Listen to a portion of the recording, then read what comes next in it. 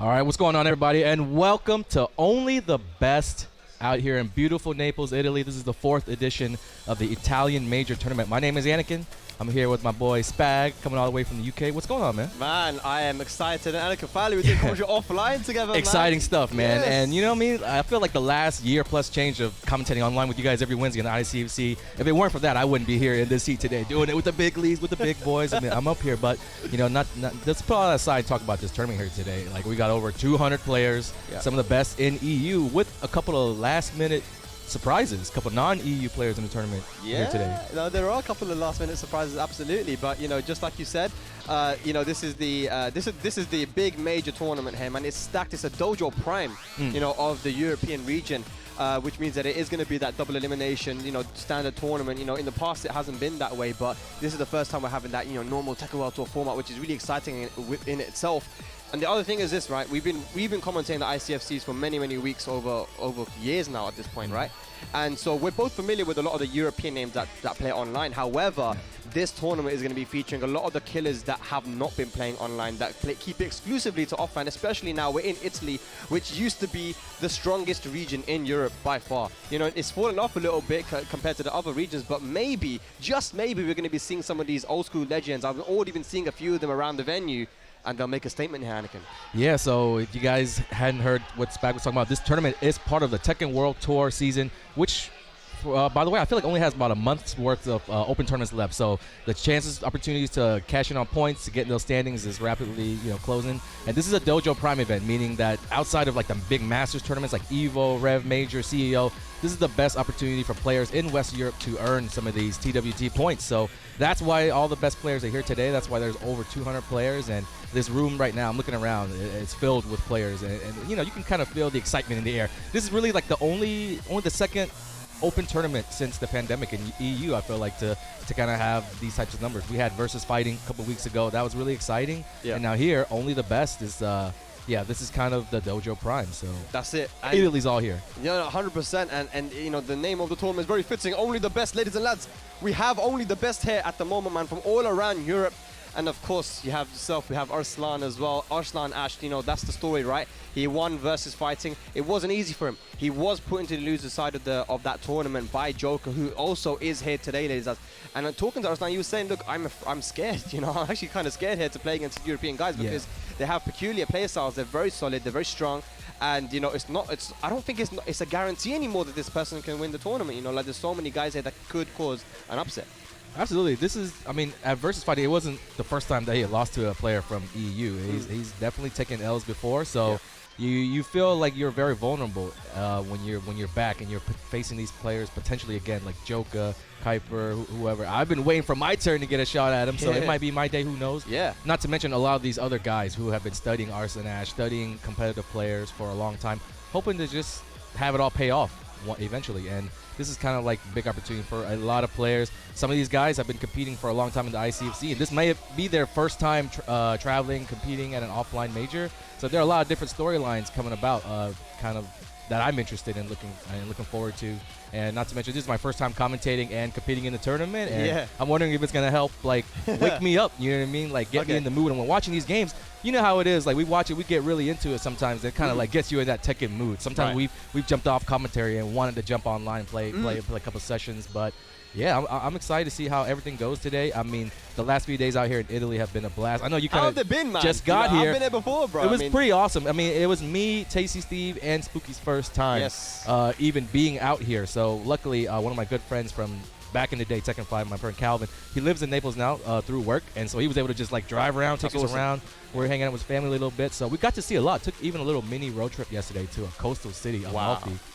And I mean, if you want to talk about food, I guess it's no surprise that the food here is good. Like some of the best food I've ever had, but you know, it's hard to find bad food. Like if you went on a search, you went on a quest to find like the worst food in Italy, like I think you'd be disappointed because it's hard to just, even the Uber Eats stuff is good here. 3 a.m. you're just trying to deliver something, and that's the type of eater that I am. I'm a late night kind of guy. So even that stuff was good, right? So at this point, the bar is set pretty high. You know what I mean? It's just, I'm expecting just to be wowed through food every time I sit at the dinner table. It's been pizza, pasta, dessert, there's been seafood, there's been a little bit of everything out here these last few days. Just enjoying the vibes, man. Enjoying the weather. It's sunny here in Naples as well, ladies and lads. But you're right, man. I literally just went and got food now, and I'm looking at them. I was like, what's close? It doesn't matter what it is. Wherever you go, it's going to be good. Went to a place, got some pasta. Very nice. But yeah, we're all fed. We're all ready now, ladies and lads, for this tournament here. And you know what's crazy, Anakin, is I was walking around, and I'm seeing people. I didn't really have a deep look at the bracket. I didn't really see who was coming. I know there's a few guys from the UK coming here. You know, we've got Chicken Maru, K-Wist, the usual, right? These strong players.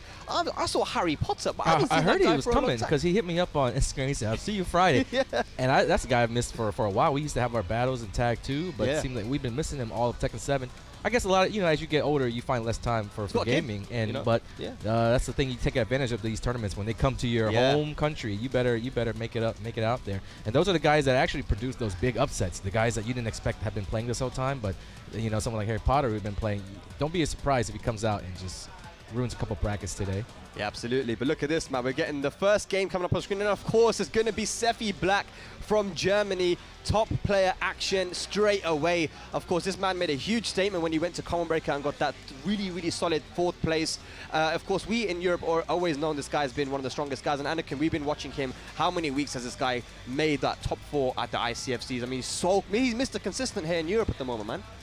I think he definitely is up there as one of the best players in Europe. I mean, even somebody's good even if they perform below their standards in tournaments, you still got everybody like on his side saying no, that's all great, he's still the best, he's still gonna do good. And performances like the one he had at Combo Breaker just kind of remind you what he's capable of every now and then. This is a guy who I feel like every player kind of fears when they go up against him in tournaments, just off of his kind of reputation alone. He plays also a character that you don't see too often in tournaments, Miguel. It's really underused, and a lot of people would say that he's the best Miguel in the world, and that's kind of scary. Even if you're super comfortable against like that character or this type of play style, like you just don't know what he's going to bring. Like he's known to be a very, very solid player as well, so you can't really try too many tricks on him, expect too many shenanigans to work on him, and that's it. Kind of you have to beat him straight up if you really want to take him out of the tournament.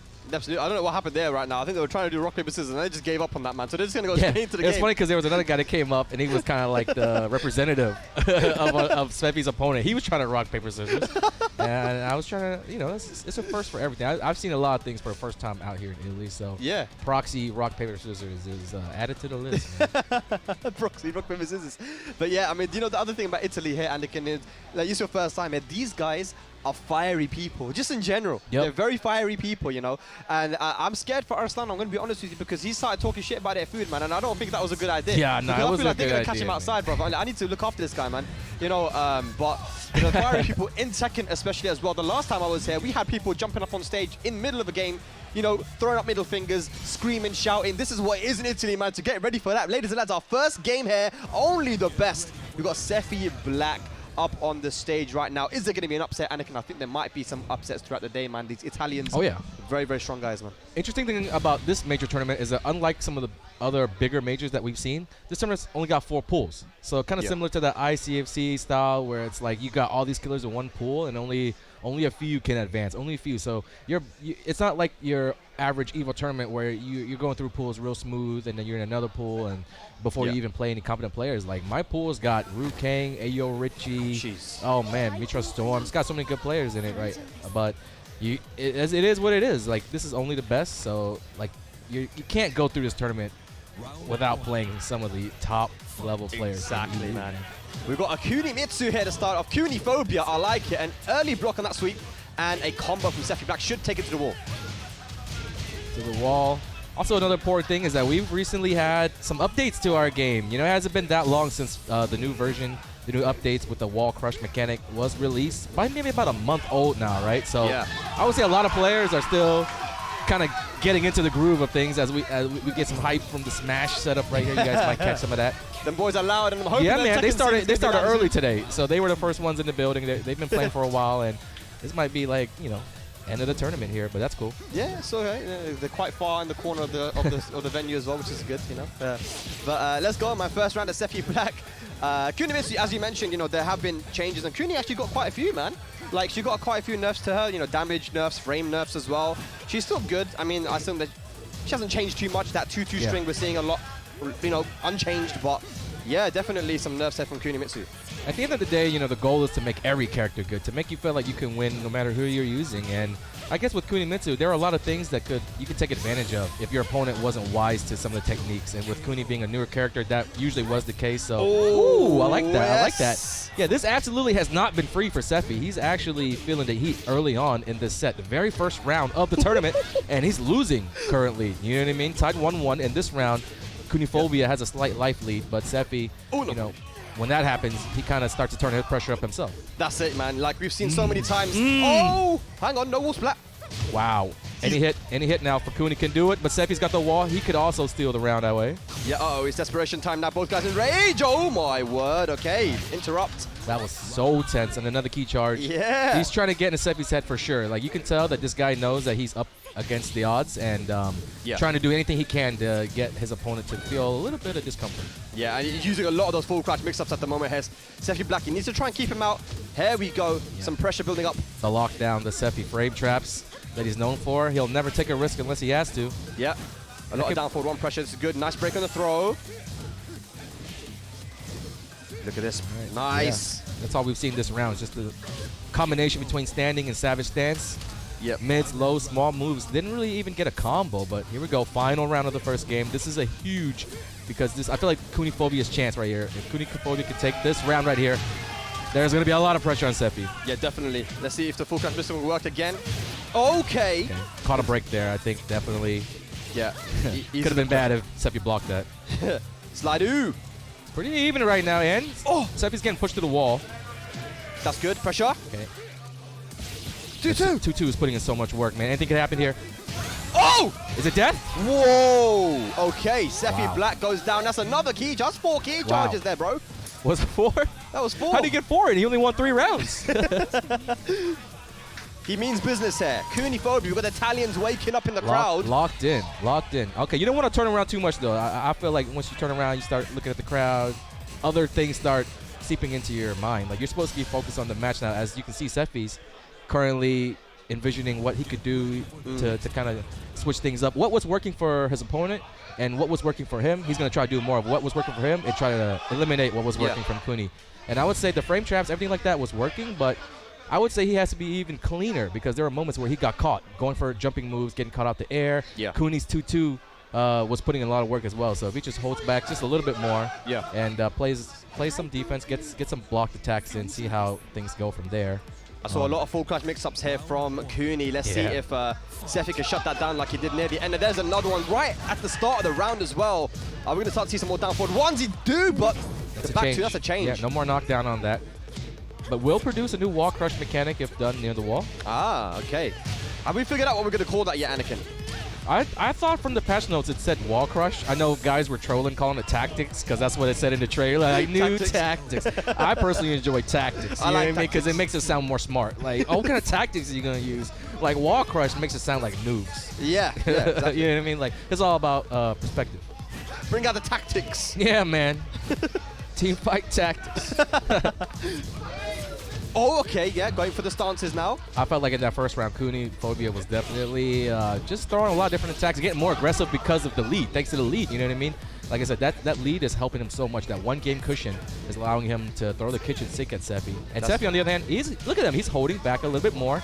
And when he's starting, he's going. But other than that, he wants to be clean and not get caught with stray moves. Yeah, that 2-2 is so good because it's 12 frames, it's a weapon, you can't parry it, it has great tracking to both sides. And he stopped using it, and Sephiblack now 2 rounds up. Kuniphobia, don't change the winning team, man. Keep doing what's been working. Dude, I thought these guys were the players. These guys are the commentators. These guys were jumping up and down out their seats. I was like, damn, this game is hype. These guys are just commentators, yo. We're going to be seeing that for Tekken as well, Anakin. We got a jumper. Wait, we got a jumper here. People are going to jump in, man. Start jumping. We got a seat jumper in our midst. Absolutely. Nice. He's going to get a second wall here, Sephi. Autopilot second game. It seems like those adjustments were the right ones, and Kuni's going to have to focus back into the match. Like, of course, you won that first game, but that's only half the battle. You said it yourself, man. Yeah, you can't be looking back and getting your mind out of the game, man, because Sephi was in it the whole time. He was starting to get more comfortable at the end of the first match. He ain't turning around now. You see it right now. He ain't looking around, looking back, trying to see who saw that. Like, You're looking down, bro. Yeah, he's looking down.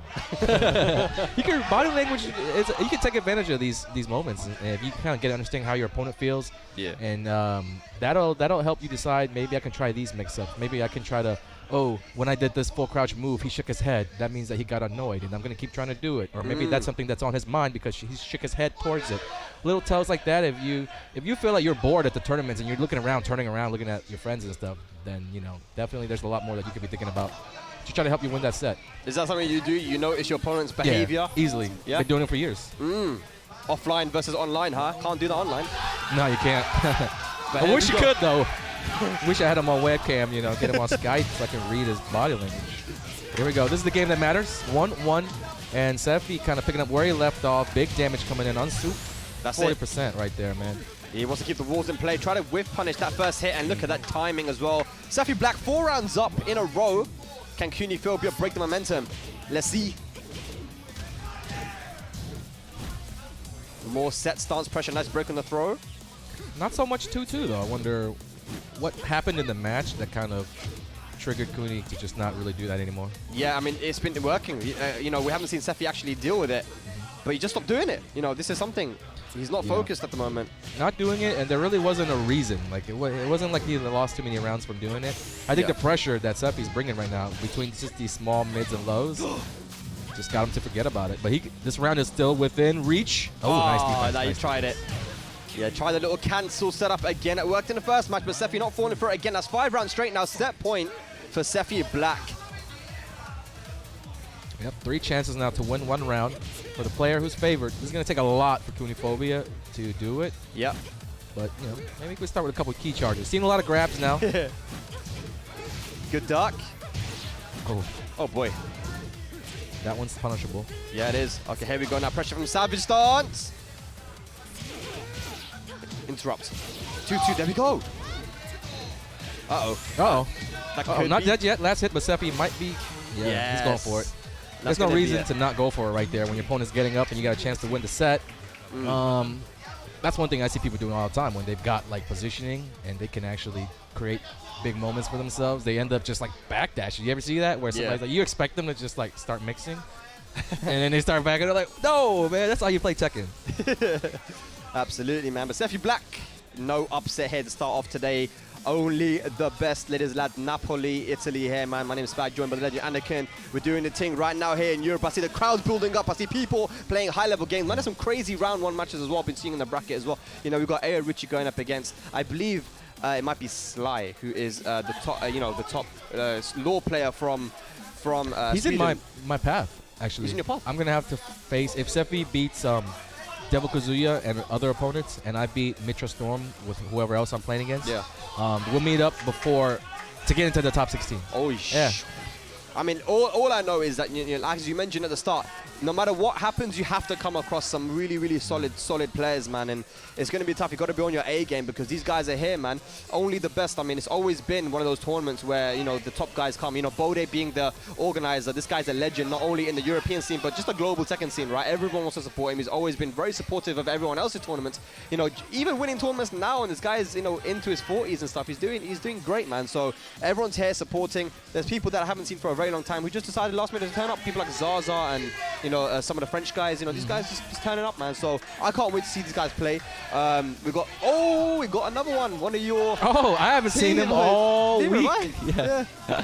All right. You want to let the guys know who's coming up right now? Yeah, here we go, guys. Up next, we've got the 2019 Evo Japan, 2019 Evo Unified Champion.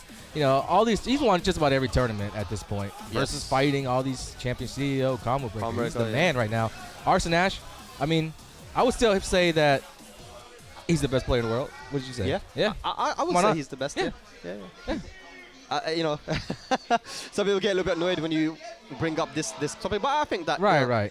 Just based on results, based on just results and kind of like we've seen these matchups happen and kind of like but it's not like by far or anything like that, like, and it's not without argument. You could easily say that it's Nia. You could easily say that it's someone else or whatever, but we just want to see these matchups happen. But I think as far as like the activity that we've seen, it's not like he did bad at Evo.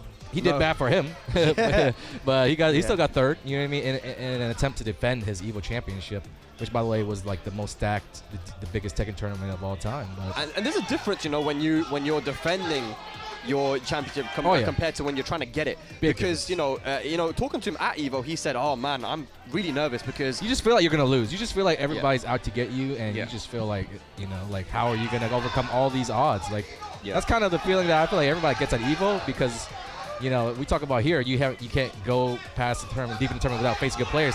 You can't get to the middle of the tournament at Evo without facing killers. Like if you ever see the top 48, literally every station is just grand finals of major tournaments happening all over the place. So yeah, those guys that make it into the top 8 year after year are some of the most ridiculously consistent guys out there. Yeah, absolutely, man. But yeah, he's been very, very consistent. You know, if your minimum, if your worst placement is a top 3 at Evo, I mean, you're doing well. You know what I'm saying? So he is the man to beat right now, man. Arslan Ash, you know, the man of the hour, and he's here in Italy. You know, he said he wanted to travel a lot, but there is pressure. You know, like it's shown. The Americans, the Europeans, they have been getting sets on him. You know, it hasn't been easy for him to compete recently in these places. He's had to work for his wins. But it looks like we're getting a Zafina here to start off. Interesting. Don't know much about his opponent, but I heard that the guys in the green jerseys are local. Yes, I've seen that jersey before for sure. I need to see the name because maybe I will know based on the name. There's a lot of names that I recognize. I'm like, I've seen that guy. I might have played you online, but you know, so many of these guys I haven't seen them for such a long time. The last tournament that actually took place before the pandemic was actually only the best 2020. Yeah. And in that one, we had the grand finals. It was Super Akuma versus Daniel Marduk, who both those guys are here. You know, Super Akuma defending his title. Yeah, it's cool, man. This tournament has definitely grown a lot since the pandemic. I mean, I think there's just that FOMO that kicks in when you're like, man, it hasn't been a tournament in a long time, and you said a lot of people last minute decided to come in. I think when they saw Arslan was going to be here and all these cool things were going to happen at this tournament. I heard there was like an exhibition happening after the tournament tomorrow. That's pretty cool. EU versus Italy. There's going to be an IESF qualifier at some point today for the Italian representative, and yeah, the little cool things, you know, this hotel is perfect. I think all the players are staying here, so it's going on one of those things where you walk around, you just see players everywhere throughout the weekend. Yeah, that's awesome. I had actually no idea. But here we go. Fratelli Tekken, yes, I do recognize this name. Try the sidewalk, doesn't work. The low does track. But yeah, Arslan, it's the Zafina mirror. He's played it before in tournament. We've seen him play. It's going to be difficult. You know, Arslan knows this matchup really well. I feel like Zafina does really well versus Zafina. It's weird to say, but she can backdash out of her own pressure. Only Zafina and Eliza can do that. You know, you get hit by 1-3, one backdash makes everything whiff. So it's one where you have to be very careful. Yeah. All right, pay attention, guys. Fratelli's in the red, Arslan's in the purple. Signature outfit. Okay, here we go. Not going for the guaranteed damage. What's going on here? We've got some Mantis pressure. Big whiff. Punish. You can't get away with that, man. Hey. Bam, bam. One more hit's going to do it here, Arslan. Oh. Backing off. Oh, okay. That's going to be round win if he can do the right combo. That's not the right combo. He used his tailspin. No! No! I'm sorry I jinxed it, man. Yeah, he told me to be quiet. I shouldn't have said anything. I had a feeling he was going to drop that combo there. Oh, my That wall being there. We were looking at that wall like, dude, he had like all the time in the world thanks to the race drive. It was like, what do you do there? Like, as a Zafina player, she's got so many moves, so you just have to choose the right one. Yeah, I think a forward 3 instant tailspin would have been the perfect thing there. And then carry to I'm thinking do the 3-hit string to break the wall, then tailspin. Down forward 1-2. Yeah, maybe. There were so many things you could have done. I think Fratelli could have won these first 2 rounds, actually, honestly. Yeah. Okay, nice movement there from Arslan. The raise drive here would be nice. Yeah, okay. Some pressure, last chance pressure. Arslan defense really good, though. You're going to have to do something he's never seen to crack the code. Yeah. That was, some unfortunate drop there from Fratelli, but Arslan staying solid and getting the first match. Are we going to go to a stage next? Yes, we are. Good stuff. I keep looking over your screen, like, you know how like we used to only have one screen back in the day. Now I keep forgetting I could just look straight. I mix it up sometimes. I'm looking at yours. Yeah, I'm like, okay. That's so funny. I like these little screens, man. It's nice. Arslan though, looking nice here. Yeah, man. Shout out to 10-0 Media, the boys. I'm part of the team now, you know. So yeah, we only the best. Let's go, man. 10-0. Let's go 10-0. All the production, all the Spooky's out here making sure things are right. You know when Spooky's running the ship. Like. He has that presence, Nobody's making mistakes. Yeah, absolutely. Okay, we're going to Duomo di Sirio. We're going to Duomo di Sirio. We're going to the Italian stage now. Bellissimo. Nice. Let's go. Okay. Fratelli didn't look bad in that first match, man. He just dropped a lot, man. He really should have been 1-1. And things go differently when the round counts are a certain way. Instead of being 2-0, Arslan's just fully comfortable in the driver's seat. If it's 1-1, he's kind of feeling a little something in his tummy right there, you know? That's it. And that's going to be a raw break. We've got the tailspin still available. FF2, back one into a full combo. That's a huge chunk of damage. Huge chunk of damage, and now he's going to try and make the comeback down 3. Gets blocked Blocking again. it on reaction. What a beast. Yeah. Nudge is backing off. Oh, hang on. Rage drive! Rage drive! Big whiff. He surely can't miss this one. He's trying to, though. I was scared. He tried. He doesn't want to win. All right, first round on the board here for Telly. That's a huge whiff from Arslan. Really didn't have to do anything. Yeah. You know, just panicked a little bit. And now we're seeing, just like you said, like he's blocking those down 3s. Yeah. 3 times now in the last. Okay, right back at you, buddy. Oh. Yeah, but Arslan blocking that 3 times in what, like the last 30 seconds? You know, I'd look for some mid game. Okay. Just throws it out.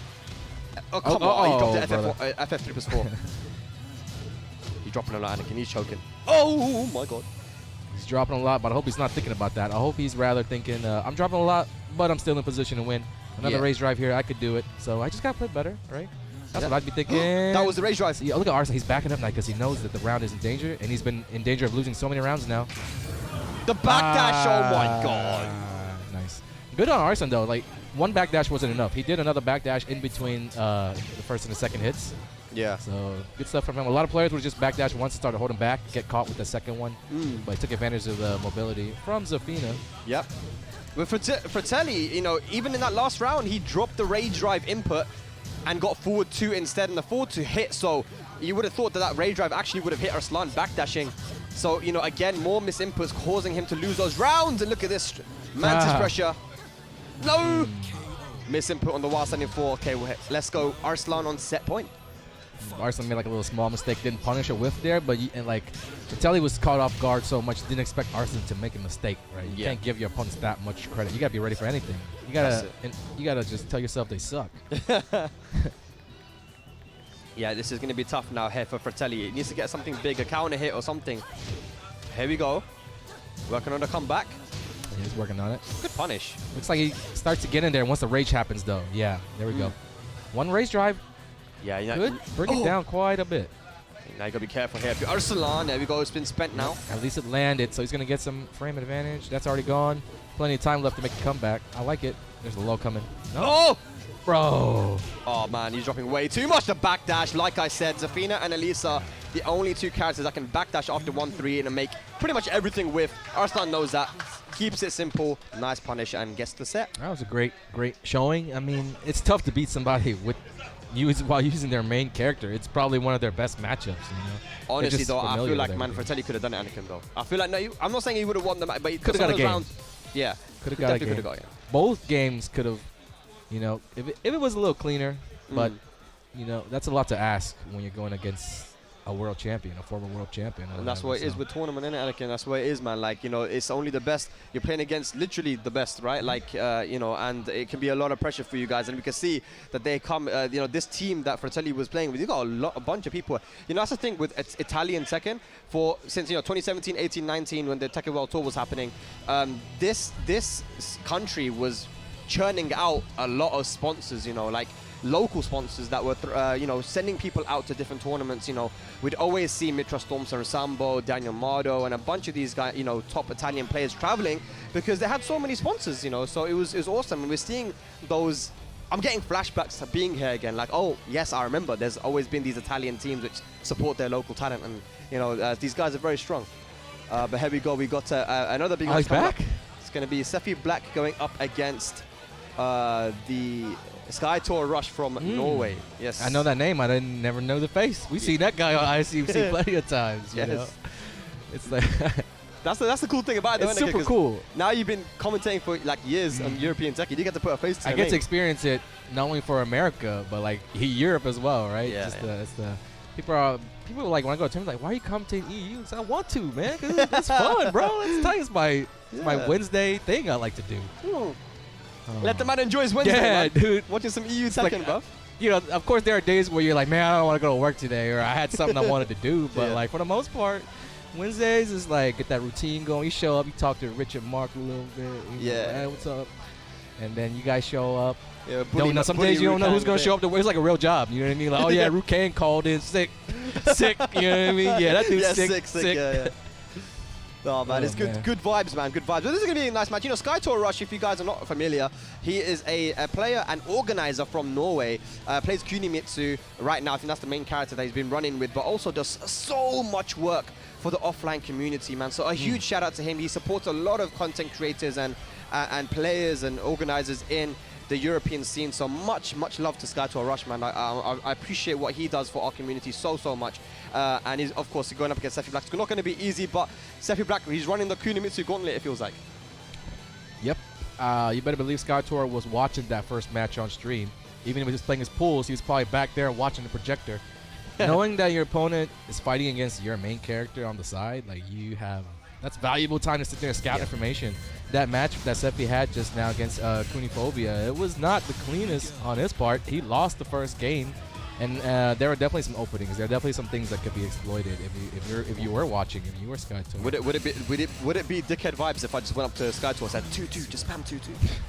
Well, I think we'll know right away. Like that should be one of the first things he tries out. You know what I mean? Seeing how effective it was in the first matchup. You run it. You run your own. You probably play a little differently. Like the Skytor's 2-2 game and Kuniphobia's 2-2 game is probably way different. Maybe Skytor is like, yo, if he could do that, I'm way better with 2-2 and stuff like that. We saw Sephi having to break a lot of throws. A lot of times Kuniphobia wasn't really mixing up the throws that well, but maybe Skytor's better at that. Maybe Skytor's better at the full crouch game. Yeah. So he got to pick out a lot of different things in that match because I think Sephi's first opponent threw a lot at him. And that's going to give him a bigger idea of what to do. Way better than before, you know. That was definitely a big gift handed to Skytor. But did he take advantage of it? We'll see. That's it. And, you know, it's so cool as well. The one thing I really love about Tekken is how expressive you could be with each character. You know, so many people play characters so differently. I think Kunimitsu is a character that can be played in so many different ways. But here we go, ladies and lads. We have Germany versus Norway here, the Nordic scene. Sephiblack off to a kickstart. The 2-2 in use here early on. Oh, full crouch. Here we go. Now that was what was working for the last player against Sephiblack. So he's having to deal with it again. Savage stance. FF2 guarantee. No, he messes it up. About even on health here. Sephiblack maybe with a small life lead. There it is. Skytor playing super patient as well. Kind of matching that pace that Sephi brings. Ah, okay, the get up four there was not clever to do there. Sephiblack actually messed up his follow-up, but not only is that like a super slow get up four, but like it's hella easily punished.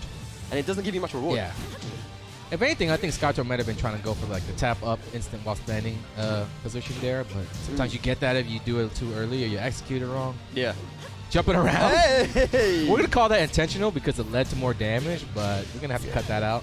That's the thing. When you jump, when you land from the jump, you're actually in full crouch, so you can do a full crouch mix-up. I like it, man. He's got the tricks. I thought you were gonna say you can actually get launched when you land. That's more important. Forget the full crouch stuff. You're gonna kill me. Okay, hey. Nice frames. Using the low kick to the low jab. Unconventional strats. You don't see guys just playing in full crouch like that for that long, unless it's like Jack 7 or something. Yeah, yeah. Sephi just knows the ins and outs of this character and when to do what. That's it. He's known it for years. Just dashing up in his face, man. Wants to stay in that close range. Big whiff, gets punished. And we talked about the advantage that Skytor had looking at another player using Kuni, but what about Sephi? What about him getting warmed up, getting practice, and getting more information on what he's doing wrong in this matchup so that the next time he fights this character, he's going to clean everything up. But he's playing a damn near perfect game right now. Maybe he remembered how to play against Kunimitsu, man. Red dress right now. Oh, the full crouch mix-up doesn't commit to it. The jab. Nice float. He'll be able to take to the wall. Yeah. And that's going to be the round and the match. 3 rounds straight. You know, one move that we don't see Kunimitsu use even before the nerf, it was the cartwheel down 4-4. That move is so good. It can give you a back turn mix-up on hit. even on block, there is a mind game because you can not go into back turn, you can stay front turn and sidestep. There's so many things you can do, you know, mind game around that move, but we haven't seen it until the end there from Skytorrush where he got floated. So, you know, let's see what he can do here to turn it around. I haven't really experienced playing against the new changes of that move because I know it's not as good as it was before. But before, I feel like it's probably one of the more unique type of moves in the game. You didn't really have other characters didn't really have moves that kind of had the same properties. You know what I mean? Of course, everybody's got their uppercuts, their shoulders, this and that. But nobody had a cartwheel move like that. So a lot of times when you're dealing with it for the first time, it takes you by shock kind of. You just let them do it to you over and over and over again. You can't find those openings.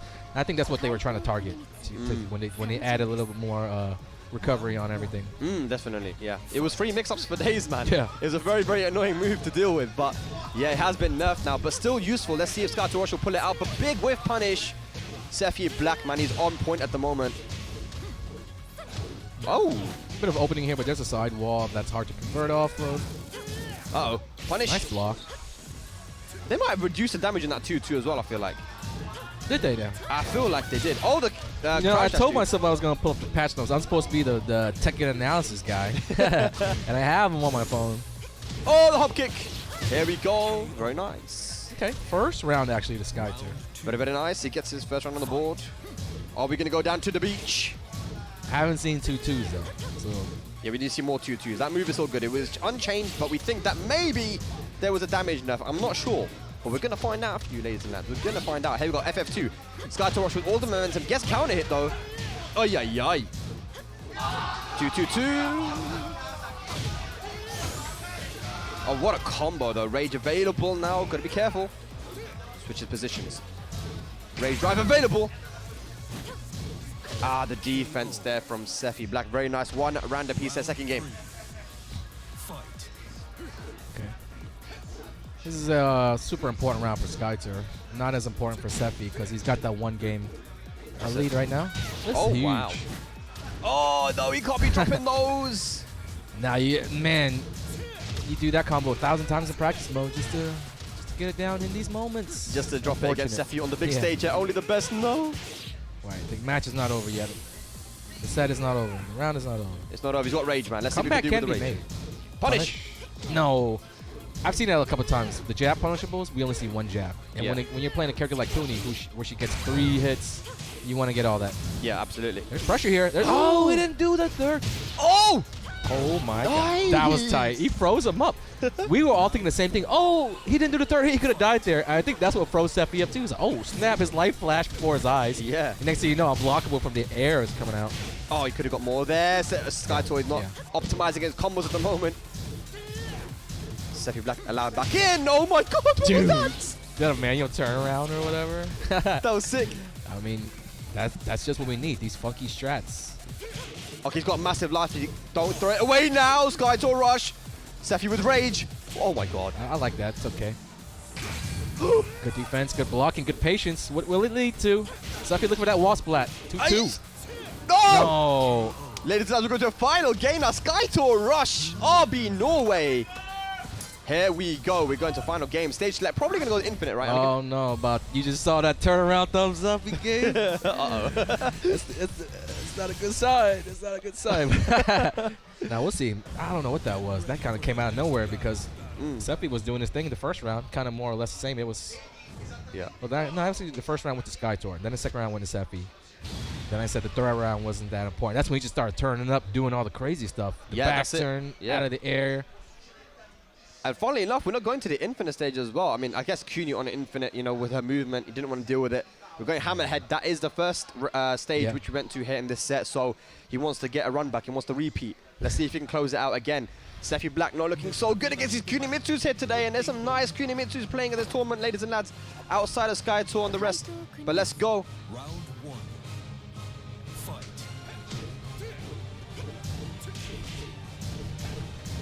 Oh, good block. Oh. Now the pressure is on for sure. Yeah, hey. Oh, come on. Oh, nice. Steamroller. Momentum. So much momentum right now for Kunimitsu. Skytorrush. But he had to close this out, though. If he closes this out, no! it's not dead yet. Nobody's dead yet from here, but there is a big wake up. He keeps the rage though, Anakin. He keeps the rage. Oh! What the hell? Oh! What the hell was that? He did a kip up, the one where you hold forward. Yeah. Sephi was back turned, but Sephi could have turned around. Like, he just was content. Is that even like plus on hit or something? Like, I think it is on plus the on hit. It is plus on hit. Yeah. You're trying to see if it was guaranteed after the thing, huh? I've never seen anything like that. Yeah. Now look at that. Sephiblack now turning up the momentum. He's getting a bit desperate now. Oh, back to mix-ups. Give me the 2-2s. Give me the 2-2s. You don't like it when the Kunimitsu player does 2-2s too. That's a lot of stuff you're dealing with. Like there's extension. There's a whole 5-hit string. There's like a stance you can go into. So there's nothing, and then you can do more 2-2s. There's a lot to think about. There might be a sidewall here though that might mess up the combo. No, he drops it anyway. Oh! Wait, he's gonna catch a wall? No. Oh my god! Oh my Oh, god! Skytorrush is 1 round away from putting Sephi into the loser bracket here at OTB. This is it. Sephi looked like he was in full control, but out of nowhere, Skytor. This is where Sephi turns it up though. You know, we saw him making that comeback in that last round, and look at the aggression now. Testing his defense. I mean, we see it working for Skytor. He started to play a little bit more loose, started opening up the playbook a little bit. That might be what Sephi needs to do to kind of establish that unpredictability. Yes, okay. I think he's figured it out here, Anakin, man. He just needs to give Skytor no space, just rush him down. It's risky, it's scary, because, you know, your opponent could just throw out a hop kick, your opponent could just throw out a power crush move, but you can see it right now. Whenever you're backing up too much, your opponent is coming in, he's getting a lot of damage off on you. Yeah. Oh, no, breaking the normal throw, okay. We'll take it. Yeah. Sephi. He knows that if he just pushes it to the final, anyone's got a chance. He's back to being favored again. Oh, just savage stance pressure right now. Uses the no break. Side switch. This is where Sephi's been bleeding out. Cross frames. As long as Skytor can find a moment of breathing room, he can do. Nice. And we got final round now. Sephiblack's turning up, looking for the reverse sweep. Okay. First big moment. It's going to happen sooner than later, I think, just because Sephi's turning up the pressure now. So it's going to force Skytor to kind of just eventually take a stand. Otherwise, he'll be the one to die. Come on, what's the combo? What's the combo though? Is it Side gonna wall. be side wall? No side wall. Oh! He No jumped jumping, again. sir. What was he doing? Punish! Nice. There's a corner. This is tough to escape. Uh-oh, he doesn't confirm it though. No, will he regret not confirming that? No, Nice! maybe not. Nice. He might be dead. That's it. Yes! And Sephiblack will stay alive in the winner's side. Skytorrush, what a great set though. Man, it was so close, but the reverse sweep came in from Sephiblack and he moves on. Made the comeback. That was crazy. The room started waking up a little bit. You know what I mean? When Skytor went up, everybody's telling their friend, look, look, look, look. Everybody turning around. Everybody's watching. And yeah. That's it. Crazy. Good. Almost our first upset there. Sephiblack not looking so confident against the Kunimitsus at the moment, but these guys are playing very well. I don't even think it's like much about the Kunimitsu more. You know, the players are playing good. You know, you gotta be careful because in Europe there's so many guys that you may not have really heard of. You know.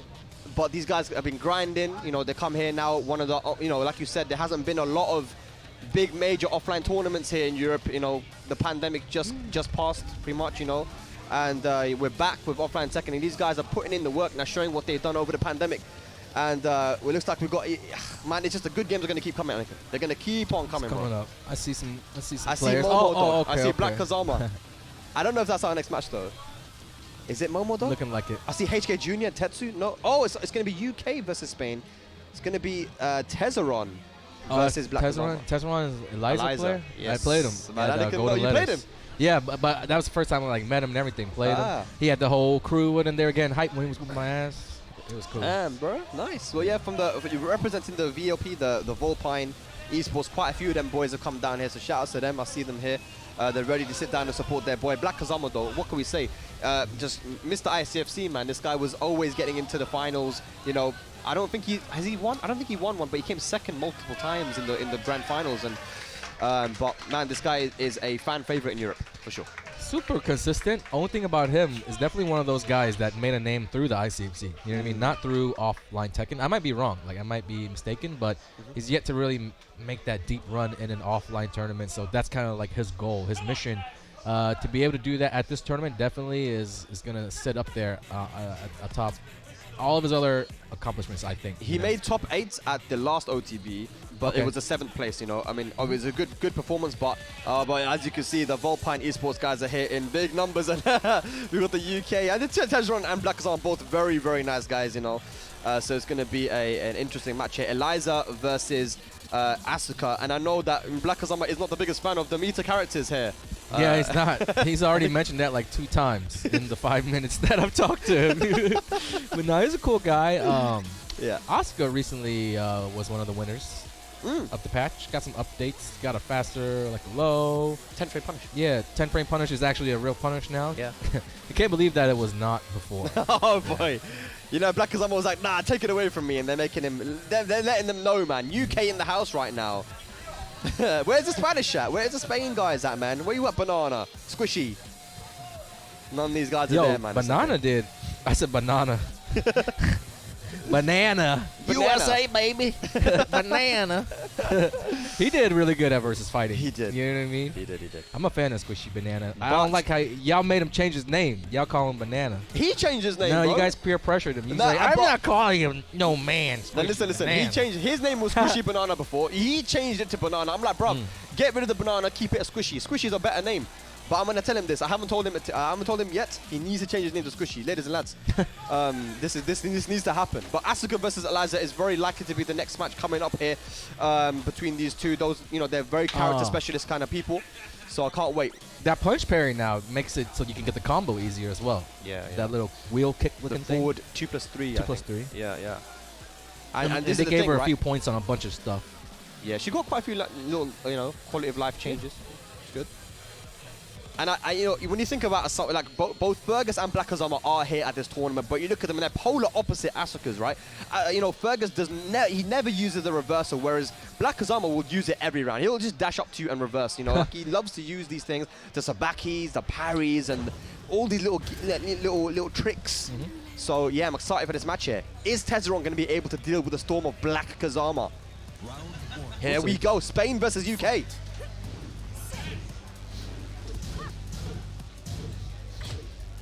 Okay, standing 3, keep up. Okay, good. That's actually a punish, I think, that dick jab.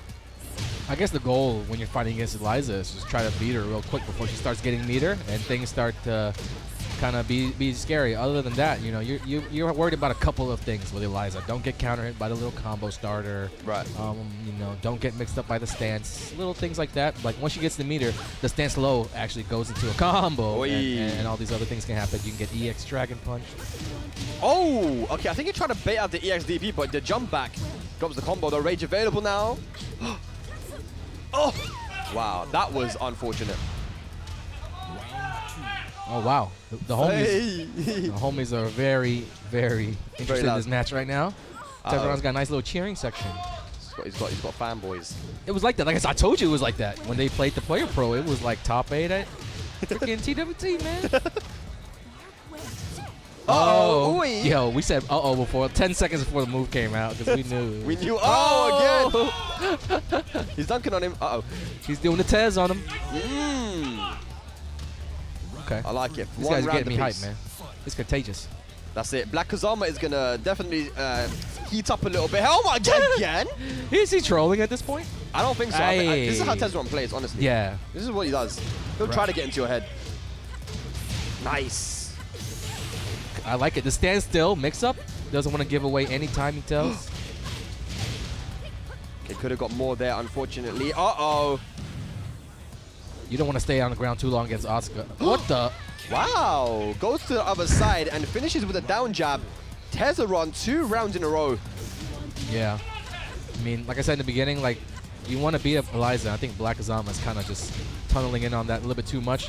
When you realize the plan isn't working, you might want to switch it up and try something new, even if you feel like you're going to lose the game. So that way you try 2 different game plans. Going into the next game, you can kind of decide what you want to do then. Yeah. Uh-oh. Okay, mix up time. Oh, the chicken! The chicken here That from was tight. Texxaron. That was tight. Which hand is that? It looks like both hands. Which one are you chickening with? Yeah, see. Oh, wow, he's already popped off. Whoa. Whoa. Damn, that was a very harsh pop-off. That was super harsh. That was a But very harsh pop-off there from Texxaron. that was he kept the plane You know what I mean? He kept the respect line. He didn't cross the plane. He didn't like get in the other guy's face. He popped off to his homie. So like, you know, it was within boundaries, but a bit early. I do agree. You know, this is big there from Texxaron, though. Yeah, I mean, if you think about it, he has been traveling to a lot of tournaments within the UK, but he's out now here at the biggest tournament, you know, the most stacked tournament in Europe on the stage versus a legend like BlackKazama. It's big, you know. You know, you can see that there's a lot of tension there, and he's letting it go. He just key charged in real life, and it's mad. I like right how now. he stood up to key charge, but now he got to look all serious. He went back, immediately sat down, went back to being serious mode and stuff. Like, jeez, all right, here we go. the BlackKazama. emotional roller coaster that is Texxaron. Will it help him or will it hurt him? Let's Oh see. my god, okay. Playing defensive there at the end. And again, we don't mind if you're an Eliza player, you're going to the infinite stage, you just play a little bit more like Kira Kira, you know, you just back off a little bit, make it up. That jump back is, you can't mess with it. If you're playing Eliza on walled stages, you have to run in and bait her to do something mistake out of jump back, but jumping back is just too good. There he got caught though because he wasn't far enough. Oh, and unfortunately the spring kick was off axis. He burns the meter though, he's got to make it worth it. Yep, trying to go for the mid option there. Hang on a second. Hang on. Okay. Nice. We say hang on because Tez has actually been making these happen whenever he's in these situations. Yes. BlackKazama has not been the better player at the end of rounds here. BlackKazama is catching him out of the jump backs a lot. Finishes the string. Slide again, and now has meter to get the full combo. Easy combo here. Hey. Cool. Out of the tech roll too, so you had to crouch cancel to do it. That's probably why Tez didn't really see that as a possibility coming out of Asuka. That's it. Rage available now for BlackKazama. What's Texxaron gonna do? Uh-oh, here we go. Is he in the rage art? I knew it, man! The rage art! No! What's happening? It's not over. No throw break. No break. BlackKazama has the advantage. Rage though for Tez, but there is no rage drive. There is no meter. Oh, he just goes, vamos! Oh, and he looked over at him. These are the little things that I like. He looked at him. He's not afraid. Breaking that fourth wall, baby. I'm liking this. Goes for the lows now. That's what we like to see from BlackKazama, man. That's when he's confident. Yeah, I'm getting my phone. I'm about to record this one because I know what he's going to do when he wins this game. Yeah. We got am I going to make it? Am I going to make it? Oh! Again! All right. Oh, we got a chant in the crowd right now. BlackKazama, the people's champ, is one match apiece now. Are we going back to the walls? Yes, we are. Too Souk good. is the smallest stage in the game. Walls are ever present. Who is going to take this match? UK, Spain. Texxaron, BlackKazama. We're going to have a pop-off either way, though. And look at that. We got fist bumps. It is respect. Yeah. It's all fun, man. These guys probably not even the second time that they played each other, man. Yeah. That's how you know they're friends, when they can just pop off on each other and just like, no, it's nothing personal. Yeah, absolutely, man. But some of these Italians, they do take it personal, bro. So we're gonna see that. I'm hoping we see it, man. Yeah, no, these guys are Italian though. I don't know if Crossfire's here. I hope he is. I heard he wasn't in the bracket, but I hope that guy's here because he takes everything personal, bro. And I love that shit. All right, let's go. Final game. Whoa, messed up on the combo, I think. I missed the beginning of the match there. Yeah. But it is now 1-1 in this set. Yeah. Probably the most exciting match that we've had so far, but this is just the first hour. We are just barely getting underway. Over 200 players here, only the best 4 in Naples, Italy. Arslan Ash here. I'm in the tournament as well, along with Europe's best, all of them. Every single one of them. Nice! Oh, that was sick. What an option. Chicken that, sir. Okay. You gotta be careful because a back 3 will do it for BlackKazama. Oh my god. Yes. Careless mistake. He looks over. Oh, key charge. Now, BlackKazama with the key charge, very scary because she has a lot of options to launch you, right? Yeah. Cans and then other stuff. Yeah. So, for that, he mixes up really well. What happened last round with the Rage Art, that's playing in both guys' heads. So that's like a continuation of the mind games at that point.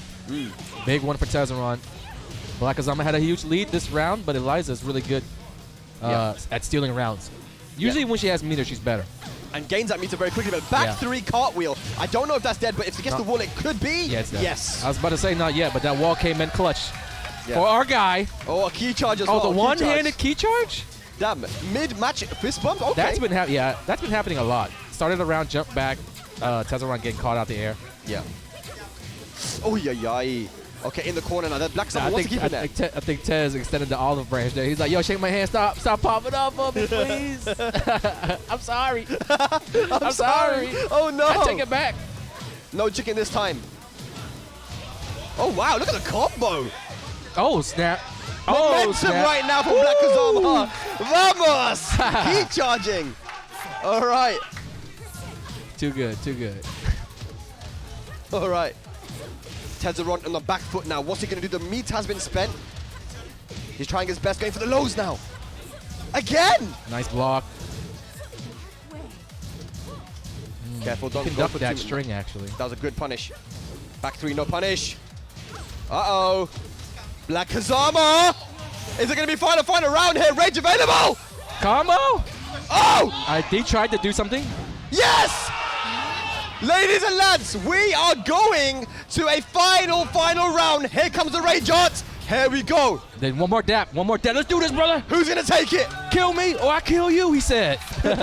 There's too much friendship. There was like there was no friendship. Now there's like too much friendship right now. It's final round, y'all. Bro, they're gonna kiss after this match. Yeah. Oh. They just might. Uh-oh. It's all If BlackKazama. you perfect me, I'm not kissing you though. Hey! BlackKazama. All right, good match. What a set. The best set of the tournament so far. A big hug. That was a very long hug there, Anakin. That was like a UFC fight where they have that big old war, then they hug each other, they're telling each other like, and then they keep trying to tap each other on the head. Like the last guy to tap the other guy on the head and wins. But, all right, yeah, man. Yeah, good fight, man. Yeah, man. Yeah, Respect, man. Yeah. Yo, let's train together. That's what they say. I respect, It's man. just Yo, like this is a what real it's all fight. about. This is what I miss, Yeah, man. man. Only the best offline Tekken action here, European majors. And this is what it is, man. We're one big happy family sometimes. Not all the I time. love me a good online tournament, but you can't get the laughs that we just had in that 1, 2 out of 3 set. That Yeah. was comedy right there. And it was a good ass Tekken. Forgot about that. Yeah, no, very back and forth. And of course, when BlackKazama gets going, it's very difficult to stop him. And we saw it there at the end, man. He had the momentum. He knew exactly what to do with it. And yeah, he will carry on in this winner's side. Again, like I mentioned, he made it into the top 8 last time at Only the Best 2020. It's been a while since we had Only the Best because of the pandemic. But we are back here. And of course, we're honored to have you and Arslan to be here too. We have Steve in the building. We've got Spooky. We've got a bunch of people here, man, which is just amazing to see. To have internationals here, and of course, all the guys around Europe. Only the best of Europe, you know, here today to compete. All right, and we are back with more Tekken 7 action. We are here in Naples, Italy. It is Only the Best, 4th edition, thrown by none other than one of the Italian legends of Tekken, Bode. He's here with his crew. We're here with Tenno Media commentating, and we got Hwoarang now on the desk. And you've been traveling, you've been playing a lot of Tekken in the past few months, and good to see you, man. You've been getting it in. How's it going? Yeah, all good, man. You know, it's really exciting to be here today. You know, some of the best players around Europe here, some of the best players around the world here. You know, Arslan, Nash, yourself. You know, it's just an incredible event seeing everyone back here, you know, after everything that's happened the last 2 years.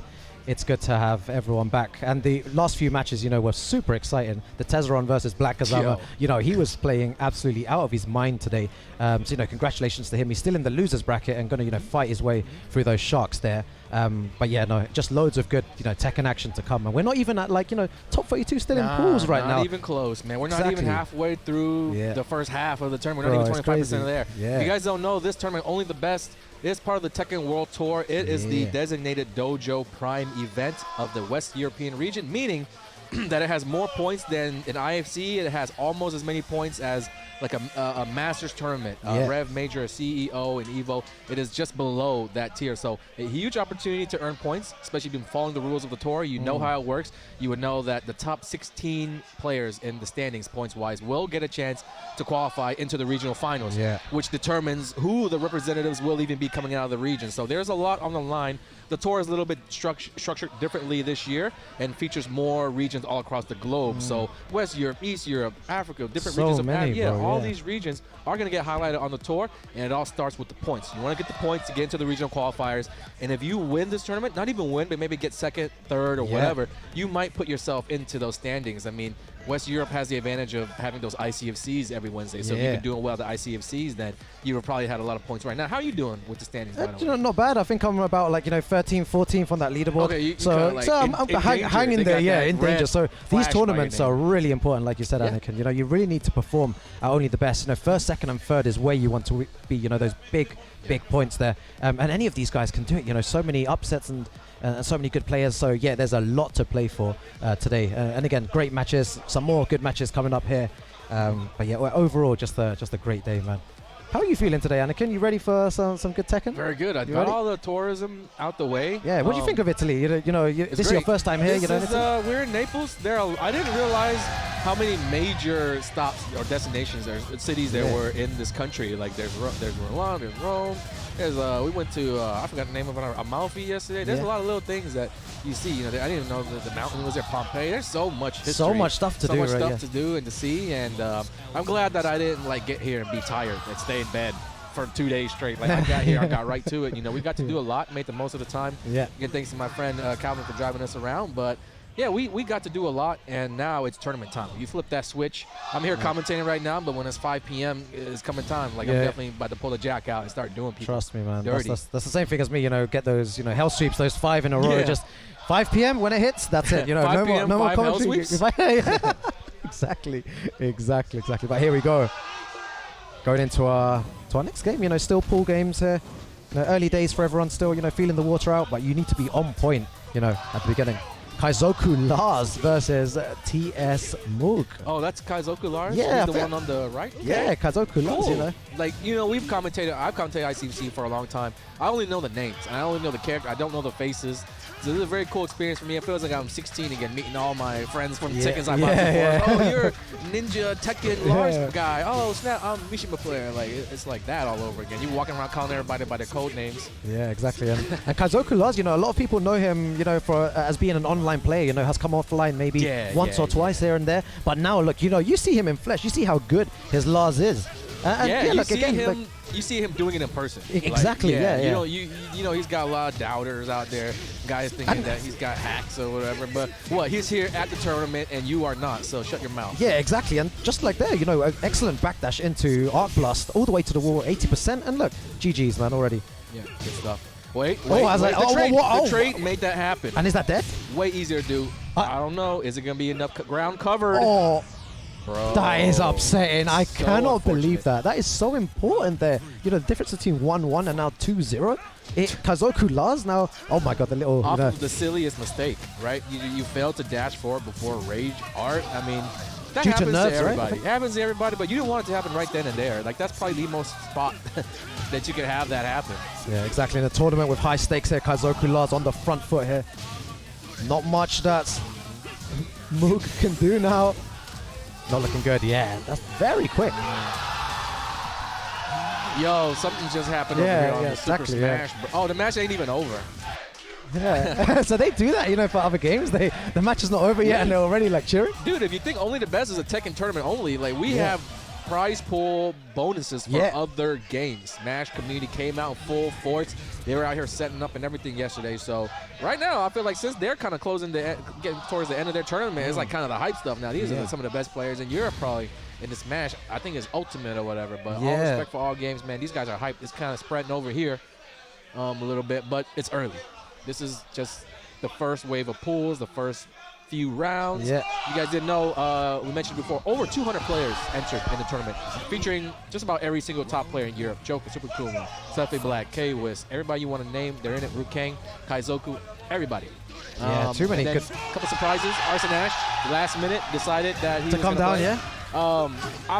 I guess I was surprised, but all along I felt like I was gonna play. I thought it was already known that I was gonna play, but then like a lot of players I think someone told me as well. Like I was like, Anakin said he's gonna play, and they're like, no, he's just in commentary. I was like, what? He's traveling here not to play?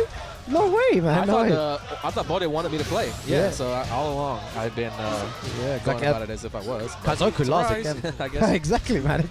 It's a good surprise, man. These guys want to play. They want to test their skills. You know, we want to see Anakin versus KaizoKulars or something. But starts off, you know, look, Hell Sweep needs to, you know, maybe mix his things. As I say that, you know, tries to mix him up and blocks the Hell Sweep. Last minute blocks is too good. Yeah, doesn't opt to go downstairs or anything. Now he does. Yeah. think that's a very good option, sometimes to keep the, the balcony break and just, wait for the right time to use it, as all this damage came from that balcony break. Lars' down 4-1 is more... He recovers faster than most of the other down 4-1s. Yeah. That's what sets up for that 10-frame jab counter hit fishing. Raven and stuff can do it too. That's why we're here in this situation right now. KaizoKulars up 2 rounds to none in the second game. Very good here. It doesn't look like KaizoKulars is going to lose here, playing super strong. Look at the dash guard, just forward dashing in his face so menacingly, and the importance of dash guard right there.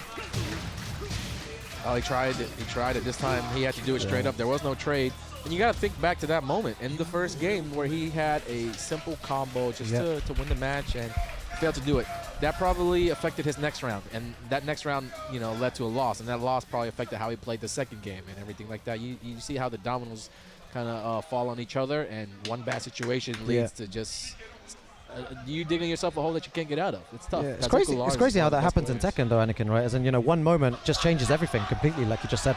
It's just, that single drop combo, so important. Didn't dash forward, maybe because he was nervous or something, and then the whole game changed. KaizoKulars feels that, that boulder off his shoulder, the relief, like, I shouldn't have won that, but I somehow won, and now I'm 2 rounds up, and I'm going to steal the game, and he takes it there. These tournaments, before you even start to play like the mind games with your opponents, it's about just not making mistakes. It's about just playing the way you play and not making mistakes that your opponent didn't even force out of you. Like, you did that all on your own. Exactly. You did it all on your own, and this is why we practice, so we can do these things, get these repetitions in, and we don't make these mistakes in tournament. But it's just really tough when you're trying to play the match, you're trying to do things, and that's like a small mistake that you overlook. You weren't focused enough in that situation, or maybe, you just kind of saw like the finish line right there. Of course, you're going to win if you landed it, but you still have to go through the motions to complete the steps. Yeah, and exactly. You do something like a million times, and then when you need it the most, you've already done that combo so many times. And here we have, I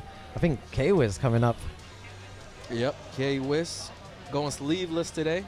Yeah, he's like the drip as well, like, showing the guns. Yeah, and he's going against one of these Italian players, I'm not sure if people know, but there's a lot of Italian players. They don't play online, because, the place is, too far. Because the internet sucks. Yeah, that's what I heard. I know you were trying to say it like a nice way. You were doing the hand signals. I'm like, I know what you're trying to say. In my head, I'm like, how do you say that in a nice way? Like, what's the most polite way? I'm not from here, so I could say it. Like, I'm exactly, yeah. But if I say it tomorrow, Twitter will be like, what? Right. They know where you live in the UK. Exactly, yeah. They know my address. You know my address as well, so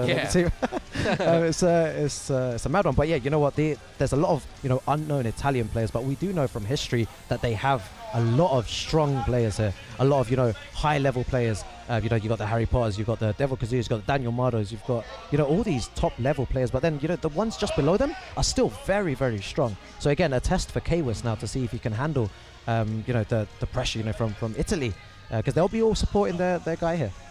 You remember when K-Wiz used to not dye his hair? I remember. He has you to thank for that. Oh yeah, you started that. I started that. Yeah. It was supposed to be like a penalty, like a punishment for a bet. You were supposed to shave your head if you lost. He was supposed to dye his hair. Yeah. And now he's like, yo, this makes me way cooler. Yeah. So he does it all the time. You upped his street cred by like 55% by beating his ass in the exhibition set, bro. Exactly. It's crazy how the world works. Tekken is just like mental, right? It's like destiny. Yeah. And now he's switching colors. Like he's going pink, he's going red. He's dipping it in the yellow paint. Yeah. It's cool, but it's cool to see. I like the red though, because when he has it red, like he matches his outfits with it. Yeah. So it's like a Tekken character. It's kind of like a UK version of Hwoarang. Exactly. Yeah, that's my bro though. If you've watched any ICFC on Wednesday, like he's up there with Wukang and myself, Spag, Sam the Ding. We're all here today, so it's kind of like a super ICFC. Yeah, exactly. You know what I mean? What the random Tasty Steve? Like that's like. It's good. Yeah, crossing over multiverses. We're getting NA ICFC guys commentating. Yeah, it's good, and the crowd here as well. They're all building up. You see all the green. You see all the green shirts there. They're lining up. Yeah, they're all there. Look, there's 1, 2, 3, 4. They're all. There you go. The screens. That means I know what that means. That means that this guy is actually really good, and they think he's got a really good chance to beat K-Wiz. Because if it was just like some guy that was like starting off, they'd be more like casual. Yeah, no one's. Our casual guys. But whereas this is like, now it's like they get front seats. They get in position. Like this is gonna be a serious one. Yeah. And we actually don't know who his opponent is. We don't know who this guy is because Wukang said it that there are a lot of unknown killers coming. Yeah, definitely waiting for his name to come up as well. And K-Wiz, like, where's the support for K-Wiz here? There's not many of us UK. There you go. There's one of them there. When you're the favorite, that's what you have to go through. Your friends take you for granted, and they don't come and cheer you on. They're like, "Oh, K-Wiz got it." And then you see him 10 minutes later, man, I lost, man. Yeah, exactly. I lost, man. He's not gonna blame it on you for not being there, of course, but you know what I mean. He really wishes you could have been there, probably. But yeah, it's good to see, man. It's good to see. Man, K was got it. Yeah, exactly. It's always difficult, you know, traveling abroad. You know, and he's trying to shake his hand there, and there you go. K was just full. You know, he's in concentration when he's getting in that zone. Fake Hollywood smile. He's thinking nothing but mean things right now that he wants to do. I'll smile right now, but I'm gonna kill you, buddy. And this character, you know, Lei, very, very tricky. You know, we haven't got many good Lei players in the UK, so he just got around the buffs. Not many, yeah. So I don't know. Does Kwis know? Does he understand like the Lei matchup? We're about to find out. He likes to get on you for not knowing matchups. Exactly. But if he starts getting exposed here on the Lei Wulong. You know what I say is that for new kids like Kwis, Lei is literally DLC. Yeah, exactly. DLC, and nobody uses him, but like in the tournament, you really get messed up because we were just at a tournament and there were a lot of these young kids that were really good, but then there were like these old ass Lei players that would do weird Lei stuff, and I'm like, the kids are probably gonna win because they've been practicing, and then my friends were like, nah, man. Lei's about to clean. Look at this. Exactly, and just like that, there was two things there. You know, some incorrect punishes here and there, and just you know, his name is you know Maverick, Tekken, Emelia. So you know, big shouts to them. They've come down in full force. Their boys supporting. And again, another. It seems like where he's getting his damage from is from launches right here. Gonna go downstairs. Yeah, he's doing everything right. Yeah, all the way to the wall. Mix up again. Okay. Yeah. At least we know he knows that. Yeah, very good duck from our fellow ICFC commentator. Okay. Nice answer from Kwis. This is not going to be the end of the round, but I think there's still a floor break. Yeah, he knew it. Can he take to the wall hit? No, just... He knew he couldn't get there, and he wanted to go for a better situation on Lei Wulong's wake up. It's still a dangerous position here because, nicely done. You're right. I was about to say, Lei could just do anything here and deal damage. Yeah, exactly. He could have used, you know, one of his many rage drives in that situation, but Kwis, you know, using the double jabs there to close the round here. Wow, you see that? Tried to sidestep there, but gets clipped. Yeah. And I think where like the new players' weaknesses against Lei lie would be within the mix-ups. Yes. Like the first things they'll learn to get with this character are like the standing strings, but then where they'll be weak at are like some of these stances, some of these mix-ups that the stance has right there. Like, you know, like you just said. Oh my God, is that going to be dead? No, but the wall's there. Rage drive after. That's going to... Oh, wow, Kwis. And right there, that's going to connect whether you lay on the ground or you get up. If you get up, you're eating, you know, negative frames. Yeah. If you lay on the ground, you get him free wins. So you just got to know those situations where laying on the ground is free damage, especially when you're going to die from it. Yeah. Yeah, all the way to the wall here again. Doing Lei stuff. Nice pressure. Oh my God, what is, you know, beats the power crush. They're great. Sidewall's going to get in the way here. But nice back free whiff punish. You know, Kwis waking up here. Kwis looking good. Lei's got the advantage, but Kwis can certainly win this game right here, right now. Yeah, and just like that, you know, Kwis, good stuff there. Takes the round. It looked a bit, you know, shaky at the start, but it's always like, you know, when you first, you know, step up on stream and you're getting used to, you know, the setup and everything. Sometimes, you know, you can afford to lose that first round and just, you know, download the opponent, get used to everything. That's what Kwis has done here, and he's in a very good position now to take it. You know, one game up, good stuff. It looked like in the beginning, Kwis' like instinct or knee-jerk reaction against some of these stances was to duck. He really doesn't want to get hit with the lows out of these stances. Not every stance low like puts you in a terrible situation that you really have to respect that much. So I would just change that up, like just make him do these lows or do what Kwis is already doing, kind of shutting down momentum, not letting him get in these positions. That way, kind of blocking the crowd out, doesn't let him get started. Look at that, it's just, you know, and it's a really good analysis. You know, when he does get started, you know, it's just, it just takes so much life. You know, already 80% of Kwis' life gone. Yeah, it needs to make a comeback. Tries to punish that, doesn't work out. Oh, I think he's found a weak spot here. You know, not breaking those grabs, so important here. Goes for the rage drive. Good option there, Kwis. 2 rounds away from moving on here. Weak spot there, and definitely a huge weak spot on like just getting up off the ground. It seems like Lei, the Lei player Maverick, not able to get breathing room, and whenever he wakes up, Kwis knows this, so he's taking advantage of every knockdown, every like finished combo. He's staying on top of it because there are so many times where like Maverick is doing the wrong thing, waking up. That leads to just more bad situations. Exactly. Let's see what he does here. Let's see Kwis run up and try to go for the kill. Yeah, big launcher. And Lay's choosing to stay on the ground. That's something you can actually take advantage of, like the Lays, the Kumas, for example, is because they have these things unique to them where they can hit you when they're on the ground. And because of that, players can be so tempted to just about do it every single time. Like, how many times you played against a Lay, and they're on the ground, and they do that stupid Lay stuff on the ground. Like, they do it about every time. All the time, bro. So that's why you really need to know your options, you know, with your character. How do I, you know, kind of force them to wake up every single time? Yeah. And if you know they're going to lay there, then you just run up and you do your grounded hit. Yeah, just then tell them, like, I know what you're up to, dude. Yeah, exactly. Like, and that's what K-Was is doing, right? He's putting him in really bad situations. He's running all the way up and doing grounded moves that would also help him out if he tech rolled. Like, he's just doing it every single time, and there's no breathing room for Maverick, and that's a 2-0 right there. Almost as if Maverick didn't even know the set was over. He's still trying to get to the next game, man. Yeah, the sigh of relief there, you know, K-Was, you know, again, first games are always, you know, first or second games in the tournament are still, you know, pretty difficult. But yeah, you know, manages to take that and get the win there. Good stuff, you know. But the other, you know, he's still in it, losers bracket maybe, but you know, a lot of time to adapt in that pool of sharks there. Got to work on just getting to your feet safely. If you don't already know, tech rolling is probably what you're gonna be doing most of the time when you play this game. Unless your opponent shows the ability to go for these tech traps while on the wall, or even some of the open field tech traps, those are really, really few and far in between. You're going to be looking for tech rolling. Not only do you want to get to your feet as fast as possible, what if your opponent drops a combo?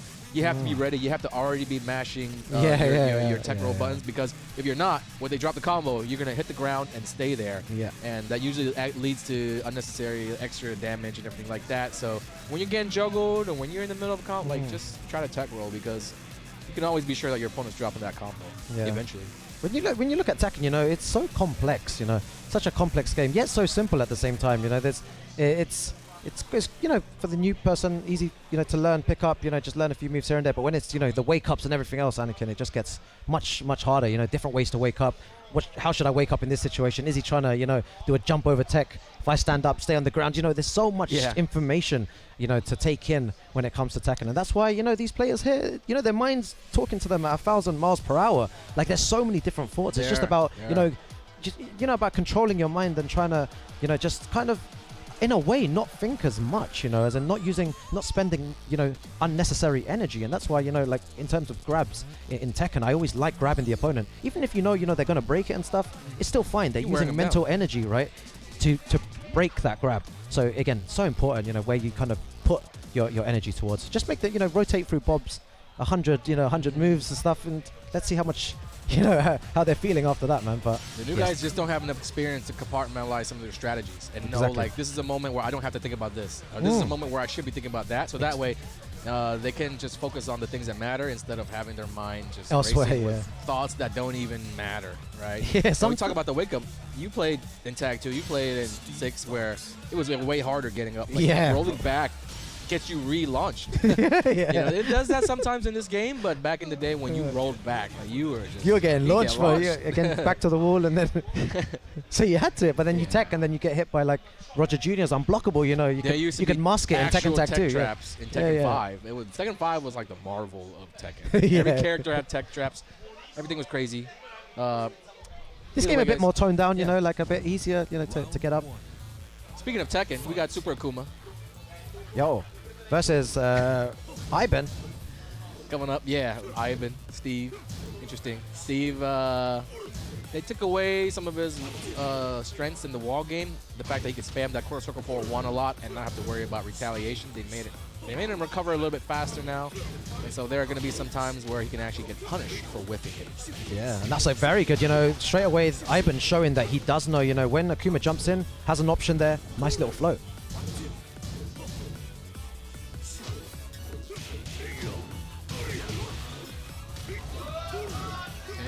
I mean, we've seen Super Akuma do his thing so many times now. He just got 4th. No, he got 5th place at Evo. Yeah. Which is huge. Was the pretty much the lone EU representative deep in the tournament, and he did his thing, man. So he's been doing really well.